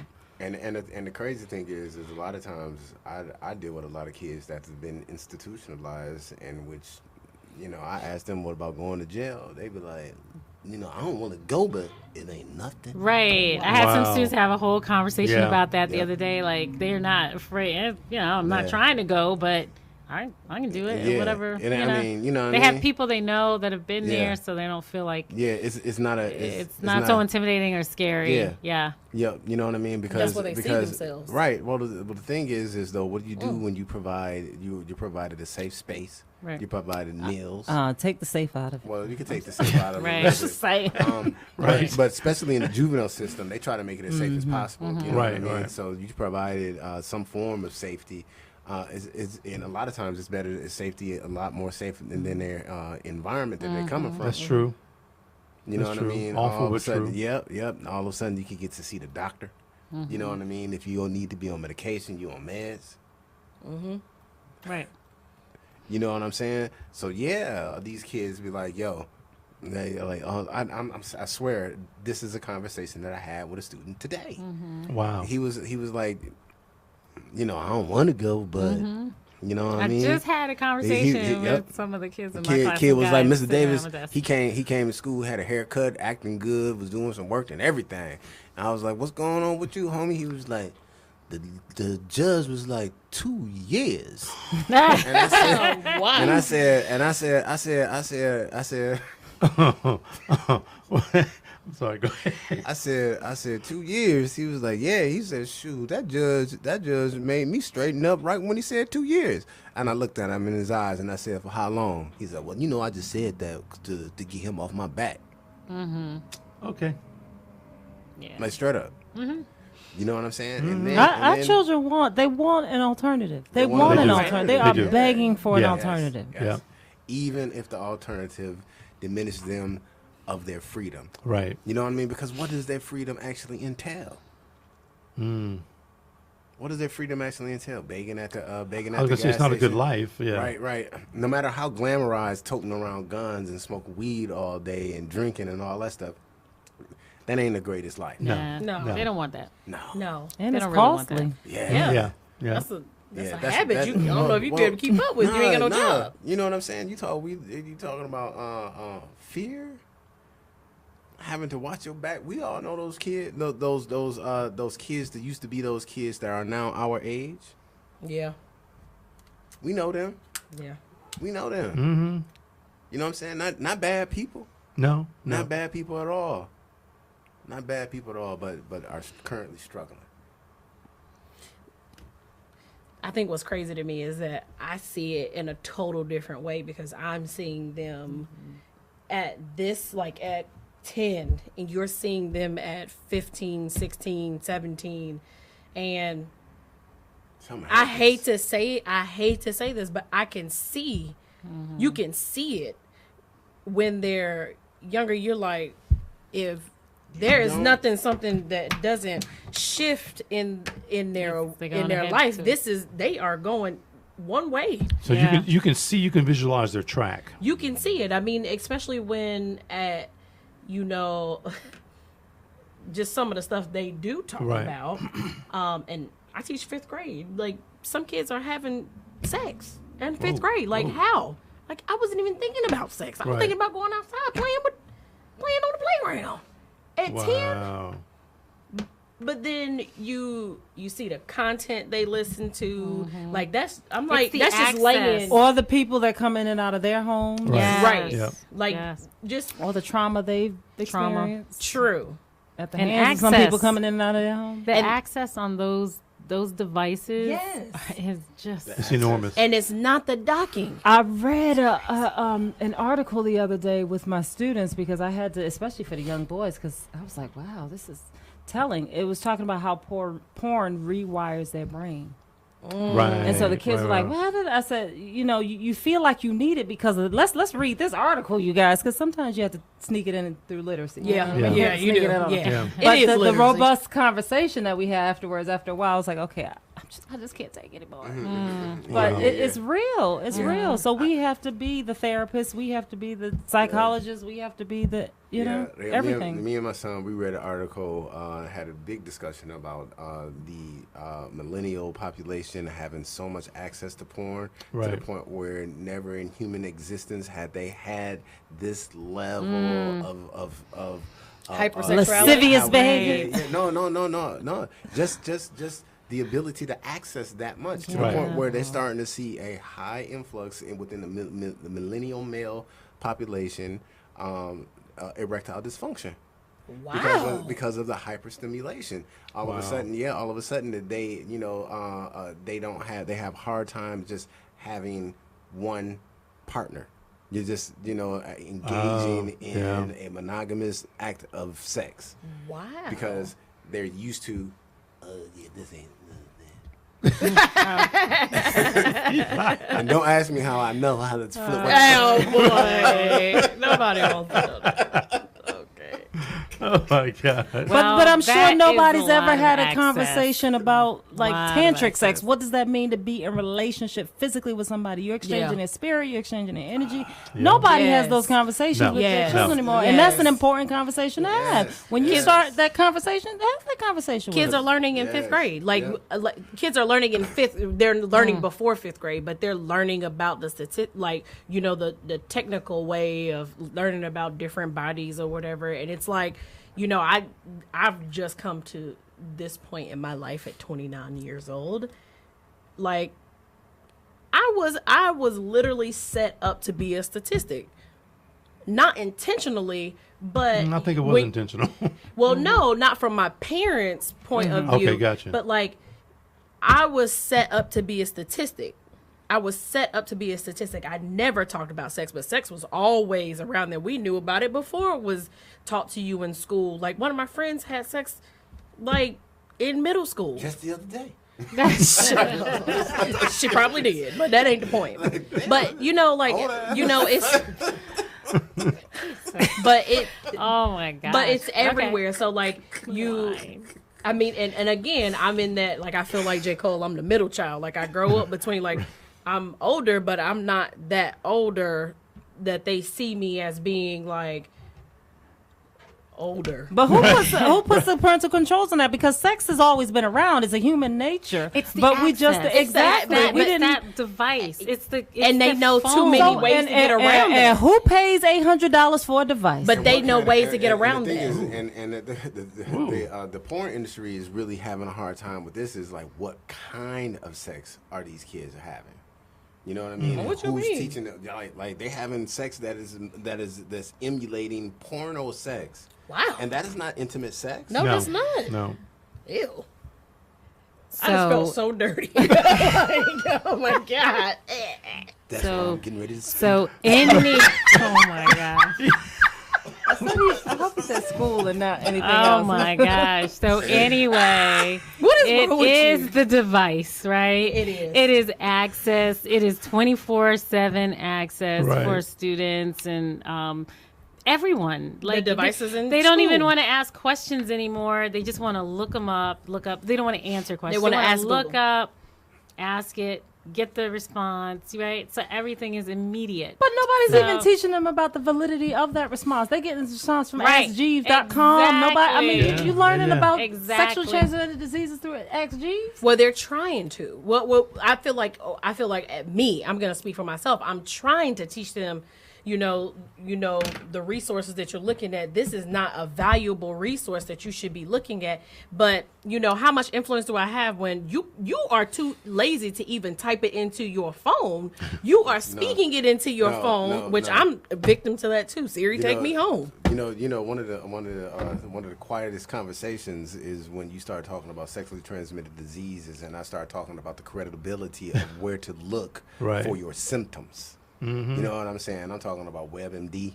I'm like, you know, you can go to WebMD and you can start to research your symptoms. You can trust this page.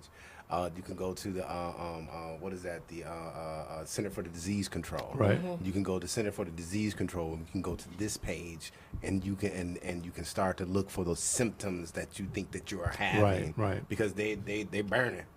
You know what I mean? I Wow. definitely don't have these kind of conversations with my students. Like ever. I don't either. Ever. Oh, I do. Ever. Like Oh, ever. Oh, I do. Ever. I do. I do not Maybe feel you like guys should that like is my swap place. classes one day. No. It. That would be Who rough. else is having these conversations? Nobody. Yeah, but it's not. I don't really feel like it's my place to have that conversation with my students. Like, No, I you know. I don't want to be that. I don't want to be that one that tells them. I can direct them into, No, to where they I'm can. not telling them. I'm but not I telling can't. them. I'm not telling them what to look for or anything Right. else like that. What I'm telling them is like if something happens and you need to look for something, Right. these are credible sources. That's all I'm saying. Like these are credible. It goes into literacy. You know what I mean? What kind of credible source when you're doing research? Yeah, well, I had my students look up the sexual predators in their area using the government site, Oh yeah. and they were shocked. Yeah. That they I'm all sure. around? Neighbor, it's like my neighbor. Like, oh my gosh, that's Mr. So and so, Yeah, that's and Harry. he's and I'm like, But see, the thing is though. so What- resources, yeah. What credible resource? That's what Yeah. I'm saying. So I'm telling these kids, like, I already know that they're having sex and all this stuff. You know what I mean? I have no conversations about Yeah. that. Well, I don't even want to know what Well- they're. I don't know. We don't go there. No, we are not doing Not that. at all. Not at all. No. Somebody got to teach them something. Not me. And so the thing is, it goes into like if something happens to you, and you're too afraid to go to the doctor. You know what I mean? Because you Or don't you're too know, afraid to tell you're your too afraid parents. to tell your parents or something like that. This is where you can find credible information. I get it. My conversations never go in that direction. Yeah. Yeah, we don't talk about porn. We won't talk about that. Wow. We See, won't that go in made that me nervous. direction. That's a good thing. Wow. Queso police. No. You'll get the I'm a education. Well, PG. I'm PG. I teach PG. 11 through 13, so a lot of these kids, sad to say, Yeah. this is their reality. Yeah. Yes. So I meet them where they are. Yep. Yes. I'm sorry, just missed Our something. conversation You said never you get teach there. 11. Through 13. So my students are dual enrolled in high school and college simultaneously. I was about to say, what the hell is 13? Yeah. Okay. Yeah. Okay. I thought I did miss something, but Yes, they're dual enrolled. okay. Wow. Well, Wow. we don't have those sex conversations, but we do have those sex conversations. Yeah, Oh, I'm not well, explicit, like, but you I have say to. You, it, you. yeah. The reality I'm is, if not we're reading a explicit, story, Yeah. and there are a lot of stories now. Well, let's be real. These Yes. kids are watching movies Yeah. on a French. daily basis that have, like, some of the things that they say are PG-13. I'm like, you I kidding know, me? right? This is Yeah. not I know that. PG-13. Yeah. French Can't on be French. screen everything. Can't be PG-13. There ain't no way. French Yep. Jones back got straight to us. I'm like, well, I No. don't. No. But my No, I don't do but those my things. I swim through meadows, play with lilies. No, my students, I'm always screening things. Like, Right. I do film too. I teach film, Right. and I screen every film. I fast forward through certain parts that I know are black to screen and go to a certain part or whatever. But I'm just not going to be on the news. So I don't wanna be on the your news. Your students don't come to you and just be like, "It's Bay," and just start talking. They do, but we don't talk about those things. We don't talk She about said that intimate. is not a safe space. That is That's not a safe space. intimate. So that- No, not Yeah, no. Well, So one of the telling times, like for instance, we were reading The Bluest Eye, and I did send home a parental form because I know The Bluest Eye is a heavy read, but it's important. And so I had the students. We paired that with a video from Queen Ifrica. I don't know if you know her, but she's a Jamaican singer who sings about "Daddy Don't Touch Me There" is her song. It's a song out there that says "Daddy Don't Touch Me There." Okay. And in the book, one of the young girls gets molested by a father and impregnated. And so the students got to write a reflective letter, and I told them, you can write whatever you want in your diary. If you want me to read it, that kind of thing. If you don't, I'm a mandated reporter. I do tell them that. Look, Yes, if there is something that I think is No. threatening your livelihood and your life, I have to tell it. I'm mandated to tell it. Don't tell me And so, that I can't hear. but just some of the things the students write about, they're experiencing it. So if they never deal with that psychosis, that's going to be a prevalent, that we're talking about trauma. That is a traumatic event that will live with them and their children and their children's children. So we have to exercise those demons. There's no way we can just glide past that. We got to deal with it. So I do have students who have been pregnant, come to, I'm pregnant, things like that. How that? Wow. Okay. Yeah. What you tell them? Here's the number for Planned Parenthood. Yeah. And I hope you use protection. So silly. next time. Next time. But I've hesitated on showing The Color Purple. Reading the book and showing it as just because the things that they deal with, and it's really me more than anything. It's my comfort level and being able to sit there and have that conversation with these students. I'm not at that place. That's not me. So I don't usually engage. And you have to do what you're comfortable with because it'll be inauthentic. You have to be your authentic self. Yeah. Absolutely. Having like these male groups and stuff like that that I've established and stuff, like some of these kids, like, what do you I had a kid, mama, shortly after Whitney Houston killed herself or died in the bathtub. This child's mom killed herself in the bathtub. Right. Like, he come to school. He come to brilliant brother, brilliant. He's coming to school. Hurt. I've gone to school, and like the first day I went to this school, I walked into the office and I sat down on the couch, and this young brother was like, I was like, man, what you up in the office for, bro? He was like, oh man, somebody said they stole the phone, something like that. I ain't do it though. You could look at him and kind of tell he did it. But he was getting bullied. Right. Right. And the first kid that I met at that school a week later killed himself, hung himself. Oh, Jesus. Yeah. You know what I'm saying? Like, yeah, I'm gonna tell them where to go to see if they got chlamydia. You know what I mean? To get them to, if they feel or they sense something wrong with them, I'm going to direct them to a place where they can find truthful information. Right, because they'll right. be searching they're going to search. Right. Yeah. They're going to do, because that's what we teach them, to search. Right. They're gonna, and so we might as well guide them to that, to an authentic and resourceful area. I also give them. I've had to take children down to the nurse, and the nurse had to tell them, like, okay, well, this is a free clinic to go to.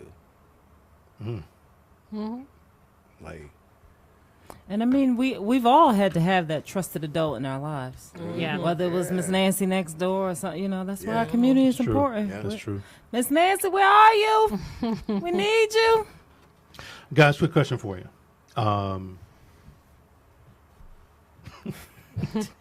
Afraid to ask. No, I'm kidding. We're actually at the end of the show. Okay. Did you guys enjoy it? The conversation? Was it good for you or what?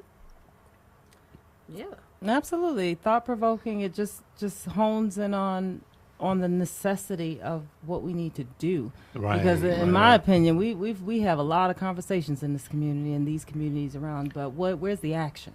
Like, I want to True. see this That's true. translate into action. So I'm glad to be able to get some things mulling around in there that I can say, okay, so what's my next step? So this is absolutely. One thing for sure is that I don't think there's another platform like this one where you can come on and talk about anything that you want for as long as you want to, within reason. And I do appreciate you guys coming here to talk about it. It's important to me that you do. There's a couple of people I think that were on the live chat. I can't really do both at the same time, but at least people do watch. They may not watch the live show, but they'll go back and watch the shows later. They'll make the comments, so forth and so on. But what you guys were talking about was really incredible stuff. I mean, it's important. It's very important. So at this point of the show, this is where I kind of asked you guys some questions. This part, you already know about it. I know you know about intersectionality, code switching, double consciousness. So I'm not going to worry about that. So here's the other one. Could I have the second part? What do you think about this political climate that we're in? That answers it pretty much right there. I'm going to Ghana to scout out some land. My girl, I like that.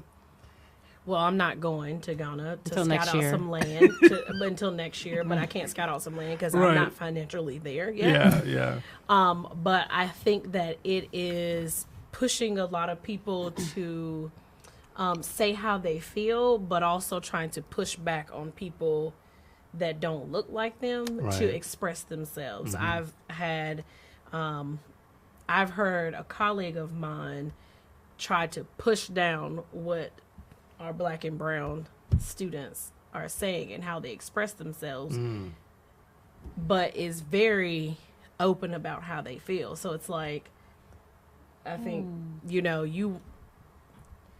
white people want to say what they want to say, but Right. don't really want to hear a response to what they said. That is true. But I think that's created through what has been shaped in the political climate we're in right now. Yeah, for sure. I just think that we're in like one of the most historic political climates in America. You know, I mean, just fresh off of the first African American president. You know, I mean, 2-term. As Right. a matter of fact, 2-term African American president, whatever political prowess that he had. Right. It doesn't even matter because history is just going to name him as the first black Sure. president. You know what I mean? He's going to go down in a Malcolm King, Sure. Obama. Yeah, he's in Garvey. that realm. Yeah. Right. Yeah. Right. Yeah. You know what I'm saying? He's getting ready to go down like that. You know, so you know, and then all of a sudden have this person who has the likelihood this Despot. yeah, well, that's a good word. I don't have no idea what it means. Say that Vocabulary again. lesson. Say it again. You know what I'm saying? Say it again. Despot. Despot.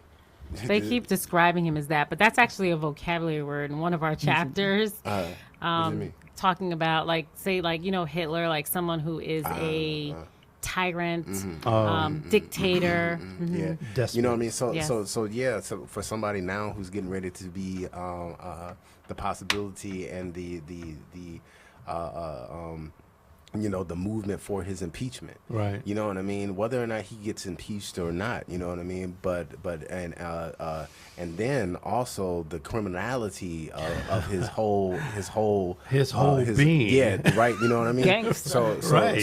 So now it's something to watch after he is not president. You Right. know what I mean? Especially with the sister, the Attorney General in New York, the sister. Oh, yeah, who's yeah, coming yeah. for him. You know what I mean? I mean, it is like so. The political climate, I don't have too much political power, clout. Only thing that I can do is vote. Right. But at the same time, just to live in an era. I mean, we living in one of the dopest eras to ever touch People, America. a lot of times people forget that too. Yes, we are living in one of the dopest eras, and we fresh off 90s hip hop. That's true. That is true. You know That's what I'm true. Yeah. saying? Like, Yeah. straight up. I'm not. But So, I think about it from multiple perspectives, but also from a family who has links to immigrants. Right. And when I think about that one issue, I was listening to, I want to say it was NPR this morning, and they're trying to add whether or not you're a citizen to the census. Yeah, Right. Yeah, that's Right. going to the Supreme Court right now. Yeah. I thought you were going to say something different, that they were trying to put people out of public housing if they were not documented people. No, man, that's a you do that, all of a sudden you get to target.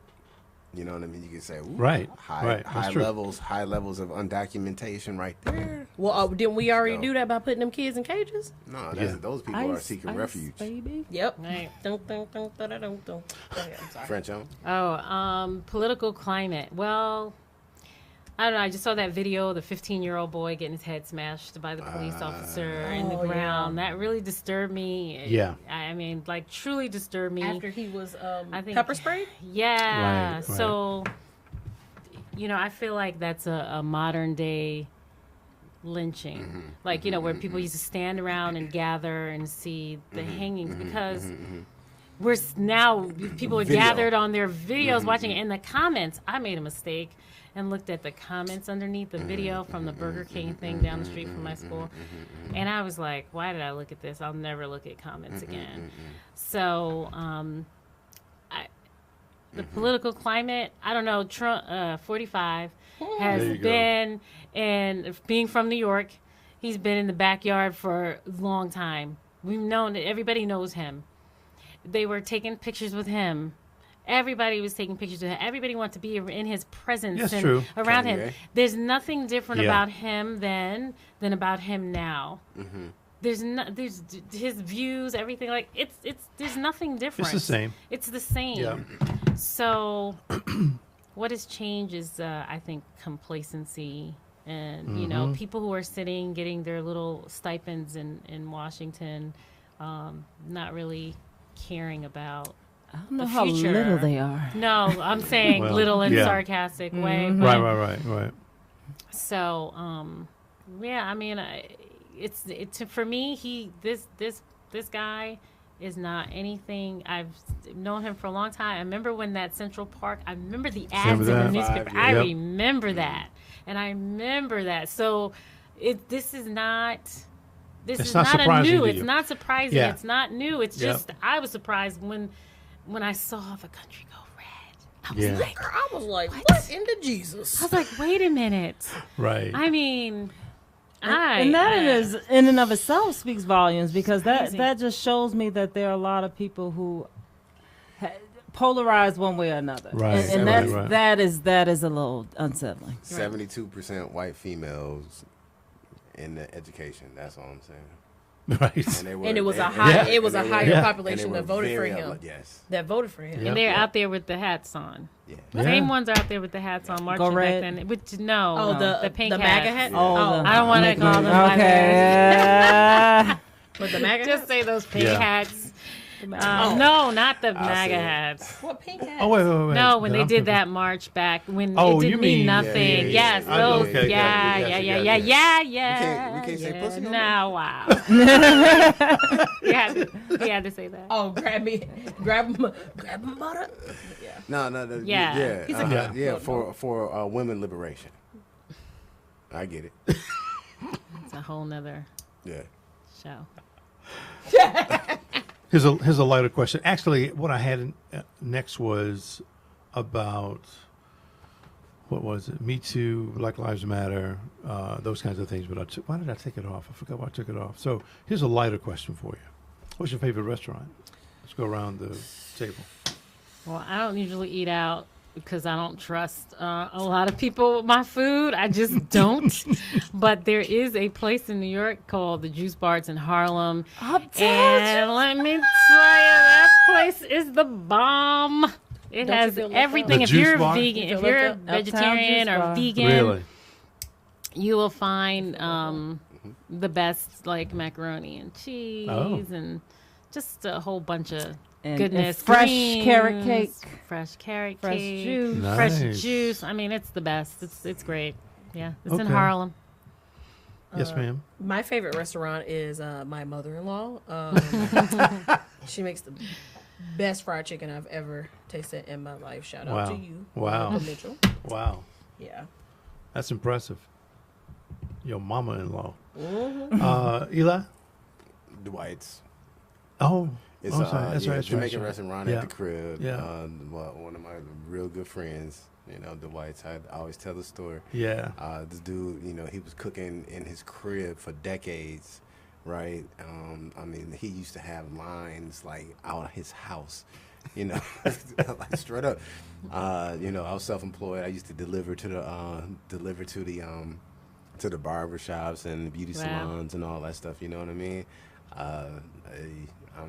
He has some of the most delicious food I've ever tasted. Is the white still Wow.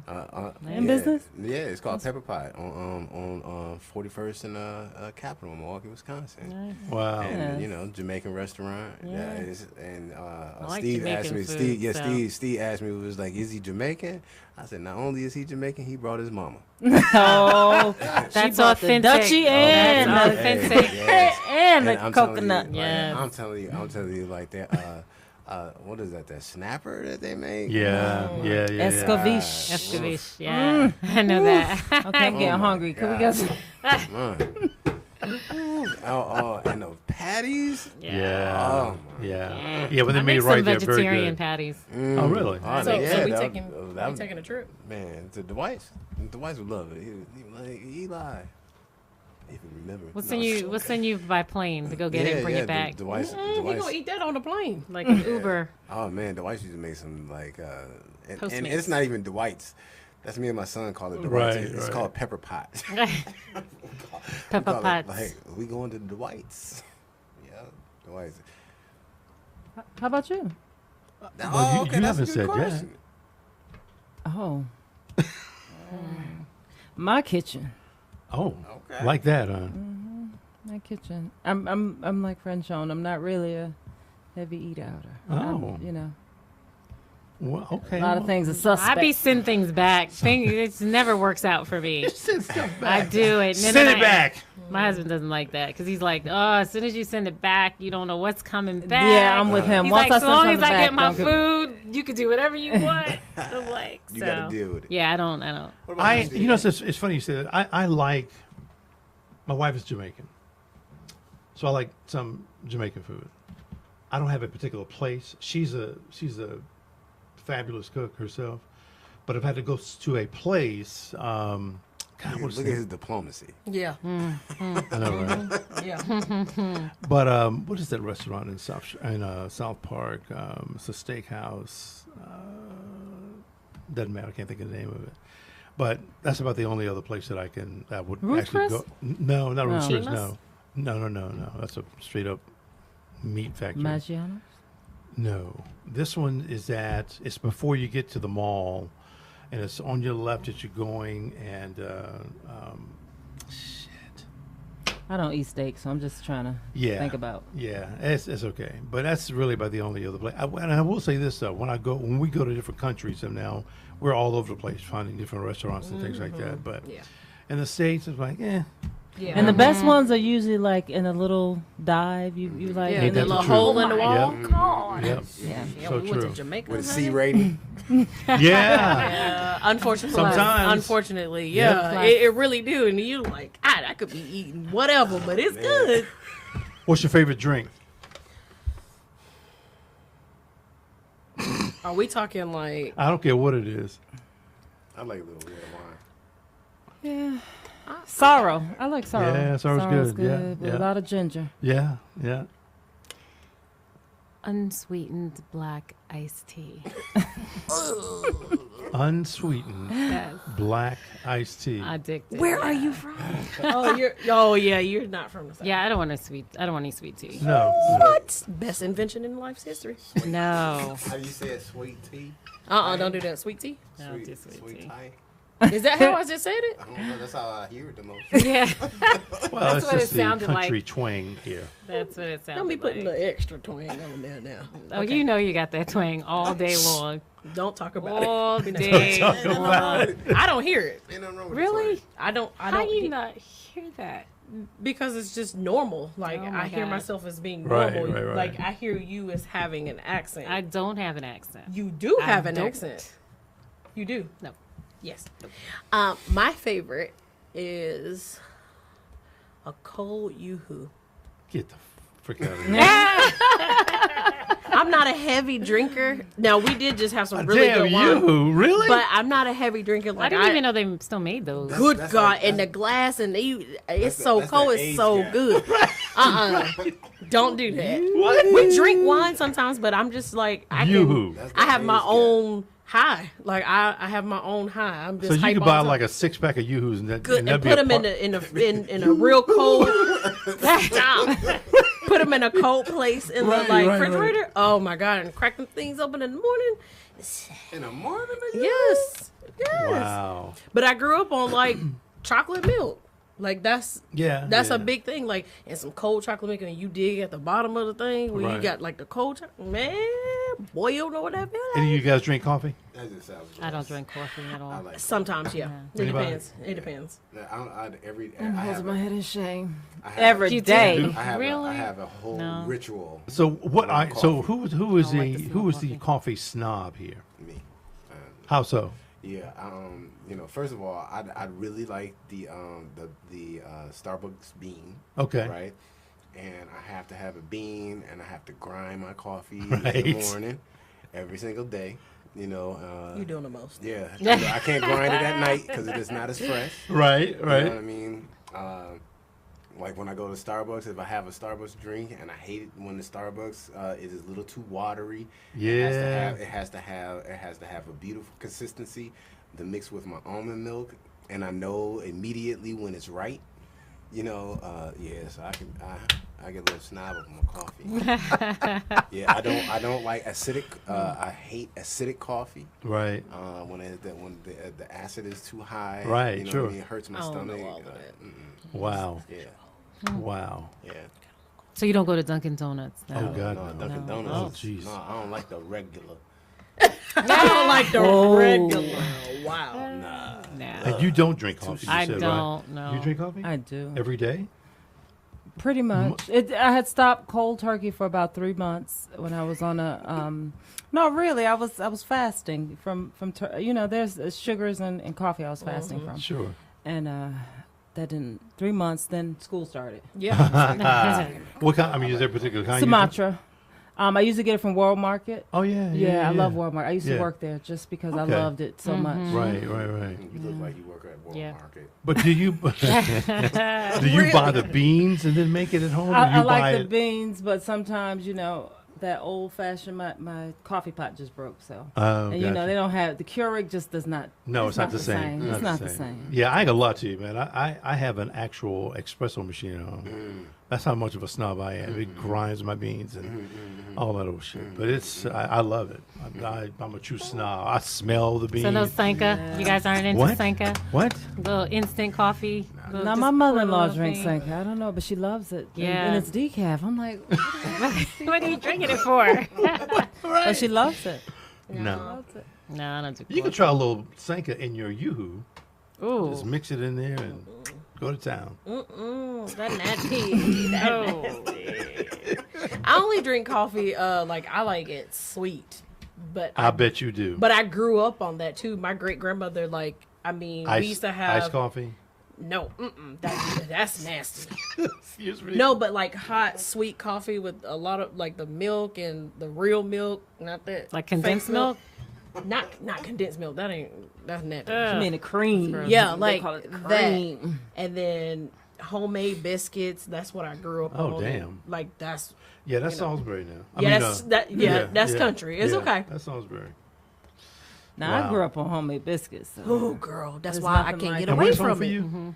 Home for me is Connecticut, but Okay. home for me is a million places. Right. So I have family from the West Indies, Jamaica particularly. I have Uh-huh. family from Florida, so a little southern in me. So Right. and a little Native American. So Okay. I'm blend. Beautiful blend. Okay. So here's another one, guys. Favorite place to travel, or place you want to go? Tahiti. Yeah. I'd love to go there. I've been wanting to go to Tahiti for a while. Anybody out there listening?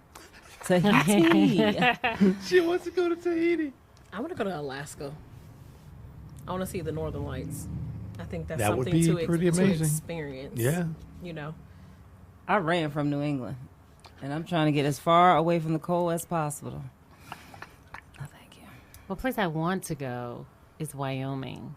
Because I Really? saw this movie with Brad Pitt. What was it? He was out in the West. Oh, And they- with him and his dad and his family. Yeah. And stuff. Yeah. I forgot what it's called, but Wyoming? Yeah. So 'cause what it was looked intriguing So, there? it just Right. looked. The plains The looked wide beautiful. openness. The wide openness. 'Cause Yeah. I don't like forests and stuff like that. And I like. And we traveled. I've driven across country from California to New York No, ma'am. twice. No. oh wow. So I got to see the middle plains, and it just looks really pretty and beautiful. But I wanted to go to Wyoming and see those animals up in the hills and just. they're So you want to see roaming. the buffalo and the wolves and things? Yeah, I want to see all that. But you don't like the woods? But you No, I want to don't see like a wolf? I didn't say. He said wolf. And a buffalo? A buffalo, yes. Like those. You can see 'em on them animals nickels. out there. They don't make those nickels anymore. But you can find them Okay, I everywhere. thought she said nipples. I was Yeah, I'm like, what the? Yeah, no, that's please yeah. don't say No, the that. buffalo nickels. Okay, we can take Oh, a trip 'cause this summer. You said that, and Eli's like, okay, what's the next question? Right, exactly. Eli's gonna take us the back next one to says, "What can you do to make the world a better, more peaceful place?" But we'll go to the next one. Here's the one for you. What or who is God? I am Yeah. goddess. I thought Latanya was going to say the Lord and Savior Jesus Yeah. Christ. That's it. Stop. I mean, But who is say it? That's- if we are that's like, made who in is His it that he's- image, if we are, you know, it's a personal relationship. am If who all I those am. things that, Yeah. I am Yeah. that I am. Goddess. Yeah. Can you add a DTESS? Whatever you want. Okay. That's entirely up to you. No, I explained it last time. You know, it's this deity that that to me for some reason is on the shore, the Atlantic shore, right? And this is it's a brown, no sex differentiation or whatever. Right. And they asked me they're coming from the winds of Africa, right? And they asked me these two questions. They say what happened and what are you doing? And to me, that whole thing is my God that moves me. So Wow. That's deep.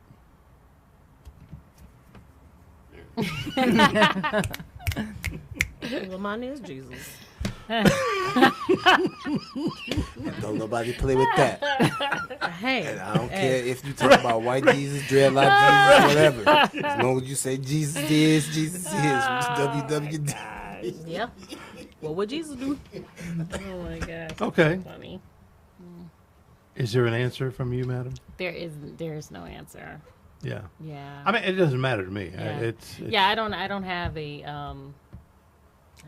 good answer for that because I just so many things have been created. I just can't Ain't that the really. truth? Yeah. So that's when I created my own. Well, there Yeah, you go. but do you have to? I'm just saying, Right. like, you know, This just came to me one because day. you have, like, you know, I was like, what moves me? yeah. And that moves me. But it that's said what what? moves That was you. the what? That I mean, Yeah. it's a what? Yeah. So Yeah. Yeah. What who or and the who? what? Yeah. Yeah. Yeah. That's why I ask it. Yeah. It throws people too when I ask them. It's like I've never been asked that. Well, there you go. Answer it. And I grew up in a Christian family church. Right. Right. Yeah. So did I. So you can imagine when I go home, what? Yeah. My auntie really What you say on that? What you say on that podcast? I think the thing for me that changed me was my extensive travel to just different places, and one of the places Yeah. was in fact the desert of Israel. And I'm like, when I'm walking in this dried up riverbed. In this riverbed is probably people that I read about in the Bible, and I'm like, I don't know that everything in there is exactly what they say it is. No, and this thing's taken out. Like, Yeah. the book of Enoch. You know. Or There's a edited. bunch, right? Yeah, right, it's- right. So I'm like, yeah, let me it's- just go on my own Or- journey. or- It's a or no- it's a research novel, the Maccabees. though. Yeah. Research the Maccabees. It's a novel, so You'd be like, what? Yeah. so very similar to Beowulf and Beowulf. Oh. Interesting. And I always tell people in my perspective when I have these conversations, because I had to have these conversations with a lot of family members all the time. Seems like all the time. But nevertheless, I tell them, I don't discredit the lessons of the Bible. Right, Mm-hmm. right. So, I say, we go with that. I say, but you grew up, you had to learn the Beatitudes. Okay, I had to. That was the operative word. And Right. now here I am. And then that's when they try to use your intellect against you. Oh, that's the Yeah. number Yeah. one They thing. certainly Get try. too smart for Yeah. God. Lord. Yeah, they use your intellect against That's you. true. Yeah. That's true. Well, guys, this is the end of the show for real. Let me just kind of go over what's coming on the show this week. This week is, tomorrow is Lakeisha Harris. We're going to be talking about trauma, depression, anxiety, ADHD, grief, and anger. She probably should have a PhD by her name, but I'm not too sure. Sorry, Lakeisha. Then the next day, Luana Mayfield has her show, which is called Unapologetically Black. And she has two guys on the show. They're going to be talking about 2020 census, social justice, or injustice, however you want to look at that, and the come up. Then Thursday is Brandon Reiser. He's a, what did I say he was? Psychologist. Thank you very much. Couldn't even read what's on here. But he's going to be here on Thursday. And then Friday are these three ladies and talking about abuse, neglect, generational trauma, surviving to thrive. Surviving to thriving. So interesting week of shows, interesting week of people. You guys have been phenomenal. Seriously, I really appreciate it. It's been, and again, this whole thing is really about just having a conversation. It's nothing that people don't come on this show to be interviewed. Somebody said that one time. I'm like, this is not a damn interview, people. This is just a conversation. Oh, Right. I'm sorry. I'm like, it's no big deal, but it's not an interview. So, but I'm glad you guys did have a good time. I really did with you. One thing I will mention is that we do have podcast rental spaces here. We have a single station, double station, multi-station. This is the multi-station where we can do lots of different things. You can have 2, 3, 4, 5 microphones, camera, streaming, the whole 9 yards. And that is the end of the show. So, again, thanks to all of you. I really appreciate it. If you ever want to come back, call me, talk to that brother right there. This is your third time on, I think, right? Yeah, so, which is great. Because the first time he came on, we talked about, the first time was about 4 Black Centuries, right. Then in that, he talked about epigenetics, which totally floored me. And he came back and we talked about that, which is great. And so, but now we're talking about education. But listen, it's open. If you guys want to come back, just call me. Thank you. Yeah. You're welcome. Thanks for Thank you having us here. Yes. Thanks for the platform, brother. Hey, Yes. Yeah, anytime. I think it's phenomenal. So anyway, let me shut this bad boy down.